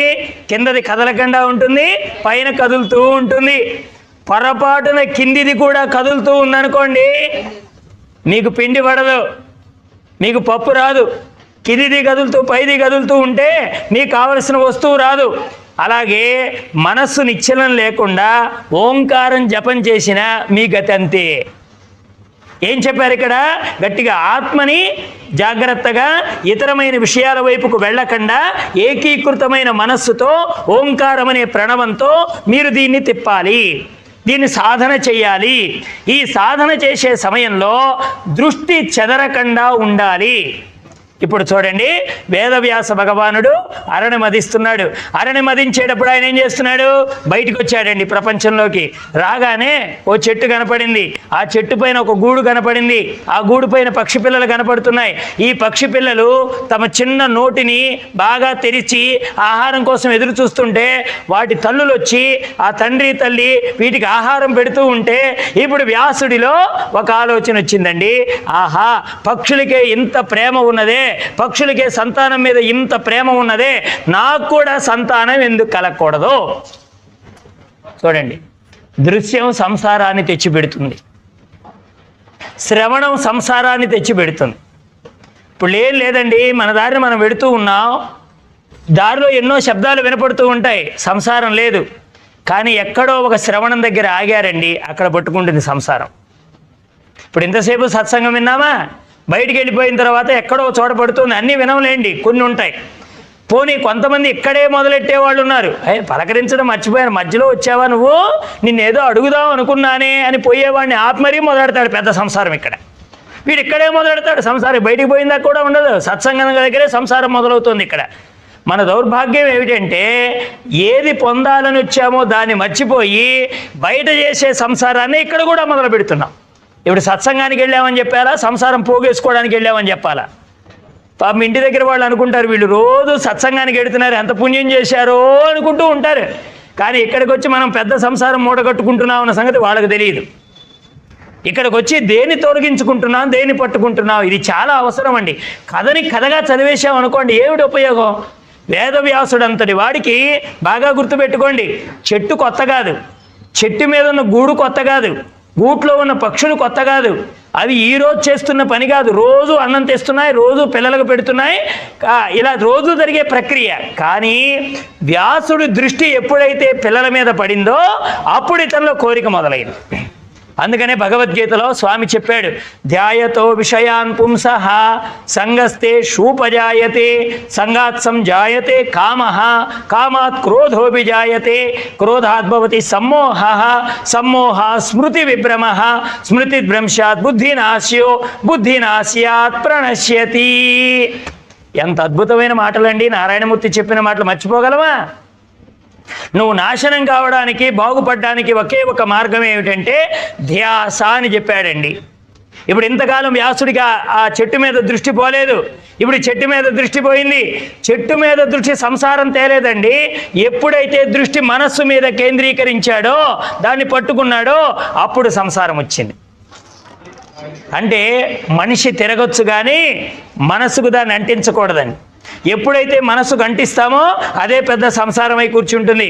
అప్పుడు ఈ వేదవ్యాసుడు ఏమనుకున్నాడు, ఆహా నాకు కూడా కొడుకు వస్తే బాగుండు కదా, నా కొడుకు పెళ్లి చేసి కోడలు వస్తే బాగుండు కదా, కాపురం చేస్తూ ఉంటే కళ్ళారా చూడటం ఎంత గొప్ప ఆనందమో కదా అని ఇంకో మాట అనుకున్నాడండి. ఆయన ఏమనుకున్నాడు, లోకంలో వేదాల కంటే పురాణాల కంటే అత్యంత సౌఖ్యమైన విషయం ఏమిటంటే గాఢపుత్ర పరిష్వంగము అన్నాడండి. గాఢపుత్ర పరిష్వంగం అంటే కొడుకుని గట్టిగా కౌగులించుకొని పడుకోవడం అటండి. గాఢపుత్ర పరిష్వంగం ఏమంటే మనకు కూడా అనిపిస్తుందండి. కొత్తలో మనవడు పుట్టినప్పుడు, కొత్తలో కొడుకు పుట్టినప్పుడు, మొట్టమొదటి సంతానం అయినప్పుడు మనందరం అనుకునే మాట ఏమిటంటే, ఇక నేను వీడిని విడిచిపెట్టను, నా అరచేతుల మీద వీడిని నడిపిస్తాను, అసలు వీడిని విడిచిపెట్టి నా ప్రాణం ఉండనే ఉండదు అంటారు. అలా ఖర్చుకు పడుకున్నవాడు ఎంతకాలం పడుకుంటాడండి? అన్నానికి లేక తప్పదు కదా. మనవని పడుకుంటే మనవని కౌగిలించుకు పడుకుంటే ఆకలి తీరుతుందా? మనవని కౌగిలించుకు పడుకుంటే ధనం వస్తుందా? అన్ని లోపల వెనకాతలు మళ్ళీ విషయాలన్నీ వస్తూ ఉంటాయి. అప్పుడు ఈ గాఢపుత్ర పరిష్వంగం ఏమైపోయింది, నాయనా నన్ను వదిలేరా అంటాడు. మనవడు వస్తాడు, కొట్టుకు తాళాలు తీయడానికి పోతూ ఉంటాడు తాతగారు. వీడు ఇప్పటిదాకా మనవడు బాగా అలవాటు చేసుకుంటాడు. ఇప్పుడు వీడు కొట్టు తీయడానికి పోనివ్వడు అనమాట, కాళ్ళు పట్టుకు లాగుతూ ఉంటాడు. అప్పుడేం చేస్తాడు, ఎక్కడలేని దరిద్రం వచ్చి పడిందిరా నాయన, ఈ దరిద్రం కొట్టు కూడా తీయడానికి పోనివ్వటం లేదా అని వాడిని లోపల పెట్టి వీడు తాళం వేసి వెళ్ళిపోతాడండి. అసలు ఈ అలవాటు చేసింది ఎవరు? నువ్వే. వాడితో గాఢపుత్ర పరిష్వంగ కోరిక కోరింది ఎవరు? నువ్వే. అంటే కౌగులించుకునేటప్పుడు అలా ఉండి విడిపించుకునేటప్పుడు బాధను కలిగించేదే బంధనం. కాబట్టి అటువంటి బంధనంలో పడిపోయాడండి ఆయన. పడిపోయి అనుకున్నాడు కదా, ఇప్పుడు నాకు గాఢపుత్ర పరిష్వంగం కావాలి, నా కోరిక గాఢంగా ఉంది, ఇప్పుడు నేను ఏ దేవుణ్ణి ఆశ్రయించాలి? ఎప్పుడైతే కోరిక పుడుతుందో ఆ కోరిక పుట్టినప్పుడే ఎవరి దగ్గరికి వెళ్ళాలి, ఏం చేయాలనే ఆలోచన వస్తుందండి. కాబట్టి మనకు దగ్గరలో రామకృష్ణానందగిరి స్వామి వారు ఉన్నారు కదా, గండి క్షేత్రం. ఆ మహాత్ములు చిన్న కథ చెప్పారండి. ఒక ఆయన బ్రహ్మచారి. ఈ ఒక్క విషయం చెప్పి మనం కార్యక్రమాన్ని ముగించుకుందాం. బ్రహ్మచారి అండి. ఓ దేవాలయానికి పూజారిగా కుదిరాడు ఆయన. అయితే ఆలయానికి అధికారులు ఉంటారు కదా, వాళ్ళు ఏం చేసేవాళ్ళంటే స్వామివారి నివేదన నిమిత్తం ఇవన్నీ పంపిస్తూ ఉండేవారు. ఏవి? జీడిపప్పు అంటే, యాలకులు అంటే, కిస్మిస్లు అంటే ఇలా పంపిస్తుండేవారు. పాపం పంపించిన ఈ అధికారి ఏమనుకునేవాడంటే, ఏమిటి ఈయన దగ్గరికి ఇన్ని పంపిస్తున్నాను కదా, ఏ రోజు ప్రసాదం తీసుకోండి అని నా దగ్గరకు రావడం లేదే, నేను పంపించిన వస్తువులన్నీ ఏం చేస్తున్నాడని అనుమానం వచ్చిందండి. ఎవరికి? ఈ ఆలయంలో ఉండే అధికారి గారికి. వెంటనే అధికారి గారు ఏం చేశారు, ఇద్దరు మనుషుల్ని పంపించాడు. అయ్యా మీరు నా మనుషులని తెలియకూడదు, భక్తులుగా వెళ్ళండి, అసలు అక్కడ ఏం జరుగుతుందో చూడండి అని పంపించారు. పంపిస్తే పాప మా పూజారి గారు దేవుడికి నివేదన ఇస్తున్నాడు, వచ్చిన ప్రసాదం అంతా భక్తులకు పెడుతున్నాడు.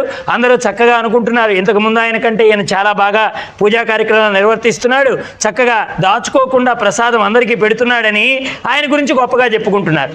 వెంటనే వాళ్ళు వచ్చి ఈ అధికారితో చెప్పారు, ఏమండి ఆ పూజారి గారు చాలా మంచివారు, తనకు ఎంత అవసరమో అంతే ఉంచుకుంటున్నాడు, మనం పంపించిన వస్తువులన్నీ సద్వినియోగం అవుతున్నాయి, కాబట్టి మీరు పంపించినవన్నీ ఆయన వాడుకోవడం లేదు, ప్రజలకు పెడుతున్నాడని చెప్పారు. దాంతో ఆయన అన్నాడు, ఇంత బాగా చేస్తున్నాడే పూజ, మరి నా దగ్గరకు వచ్చి ప్రసాదం తీసుకోండి రాజుగారు, ప్రసాదం తీసుకోండి అయ్యగారు అని అనడం లేదే, ఎందుకు నా దగ్గరకు రావడం లేదు అన్నాడు. అప్పుడు వెంటనే వాళ్ళు అన్నారు, అయ్యా అతనికి పెళ్లి కాలేదు, కాబట్టి నీతో పెద్ద అవసరం ఏముంది, ఎలాగో వండుకుంటున్నాడు కనుక ఆ దేవుడికి నివేదన ఇచ్చిన దానిలోనే తాను కాస్త తింటున్నాడు, అక్కడ దేవుడి దగ్గర కైంకర్యం చేసుకుంటున్నాడు, ఆయన మీతో అవసరం ఏముందండి, కాబట్టి ఆయన మీ దగ్గరకు రావడం లేదు. వెంటనే ఏమన్నాడు ఆయన, అయితే వీడికి పెళ్లి చేయండి అన్నారండి. అయితే ఈ పూజారి గారికి పెళ్లి చేయండి అన్నాడు. ఎప్పుడైతే పెళ్లి జరిగిందో ఇక అమ్మగారు ఊరుకుంటారా?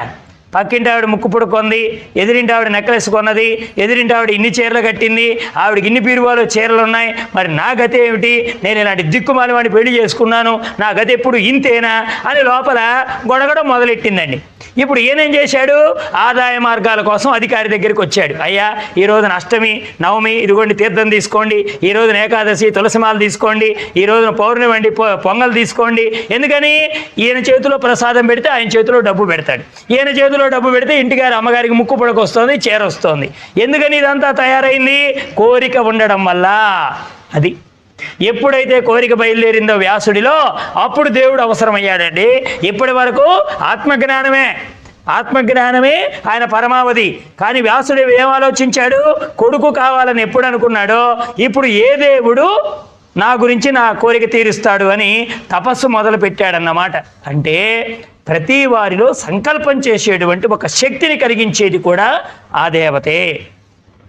మన అమ్మవారిని ఉదయం లేవగానే ఏం కోరుకోవాలంటేనండి, కోరికలు కోరకుండా ఉండే కోరికమ్మని కోరుకోవాలి. ఓ దైవం దగ్గరికి వెళ్ళి ఏం కోరుకోవాలి అంటే, అయ్యా నేను మరలా తిరిగి కోరికలు లేకుండా ఉండే స్థితిలో ఉండేలాగా నాకు జీవితాన్ని ప్రసాదించండి. అందుకే మహాత్ములు ఒకే శ్లోకంతో చెప్పారండి, నువ్వేం కోరుకోనక్కర్లేదయ్యా, పరమాత్మ దగ్గరికి వెళ్ళి ఒక్క విషయాన్ని కోరుకో. మనకి ఎప్పుడు మలయాళ స్వామి వారు చెప్పేవారు అన్నమాట, ఏది మనకు భగవంతుడు ఏం కోరుకోవాలి నారాయణమూర్తి దగ్గరికి వెళ్ళి అని.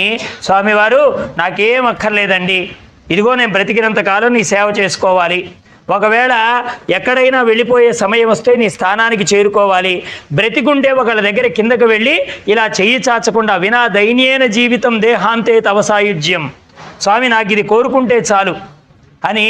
మనకు అంత్యకాలంలో మంచి మరణం రావాలండి, బాధపడకుండా ఉండేటువంటి మరణం కావాలి, ఎటువంటి కష్టం లేకుండా నీ సన్నిధానానికి చేరుకోవాలి.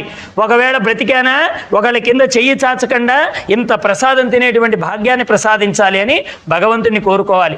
కాబట్టి ఎప్పుడైతే కోరిక బయలుదేరుతుందో ఆ సంకల్పం శుద్ధ సంకల్పం కాకుండా మనసులో కామ్యం గనక అయితే, వ్యాసుడంతటి వాడికే తిప్పలు తప్పలేదు గనక మనం కూడా తిప్పలు తెచ్చే కోరికల్ని తగ్గించుకొని కైవల్యాన్ని ప్రసాదించే కోరికల్ని కోరుకుంటే అది ముక్తికి మార్గం అవుతోందని మనకి ఈ దేవి భాగవతంలో మొదటి స్కందంలో మనకు విచారణ చేయిస్తున్నారు గురుదేవులు. కాబట్టి అటువంటి ఆ శక్తిని భక్తిని మనకు అనుగ్రహించమని ఆ రాజరాజేశ్వరి దేవి యొక్క దివ్య చరణారవిందములకు సాష్టాంగ దండ ప్రణామాలు తెలియజేసుకుంటూ, మరలా రేపటి రోజున జరిగేటువంటి ఆధ్యాత్మిక ప్రవచన కార్యక్రమంలో యథావిధిగా పాల్గొనేటువంటి అవకాశాన్ని ఆ సద్గురుదేవుల యొక్క దయతో మరలా మనం రేపటి రోజున కలుసుకుందామని మీ అందరికీ మనవి చేస్తూ, వాసుదేవ వాసుదేవ జై సద్గురుదేవ. ఓం స్వస్తి ప్రజాభ్యాః పరిపాలయంతాం న్యాయేన మార్గేణ మహిం మహీషాః గోబ్రాహ్మణేభ్యః శుభమస్తు నిత్యం లోకాః సమస్తాః సుఖినో భవంతు. ఓం సహనావవతు సహనౌ భునక్తు సహ వీర్యం కరవావహై తేజస్వినావధీతమస్తు మా విద్విషావహై. ఓం శాంతి శాంతి శాంతి. వాసుదేవ వాసుదేవ జై సద్గురుదేవ.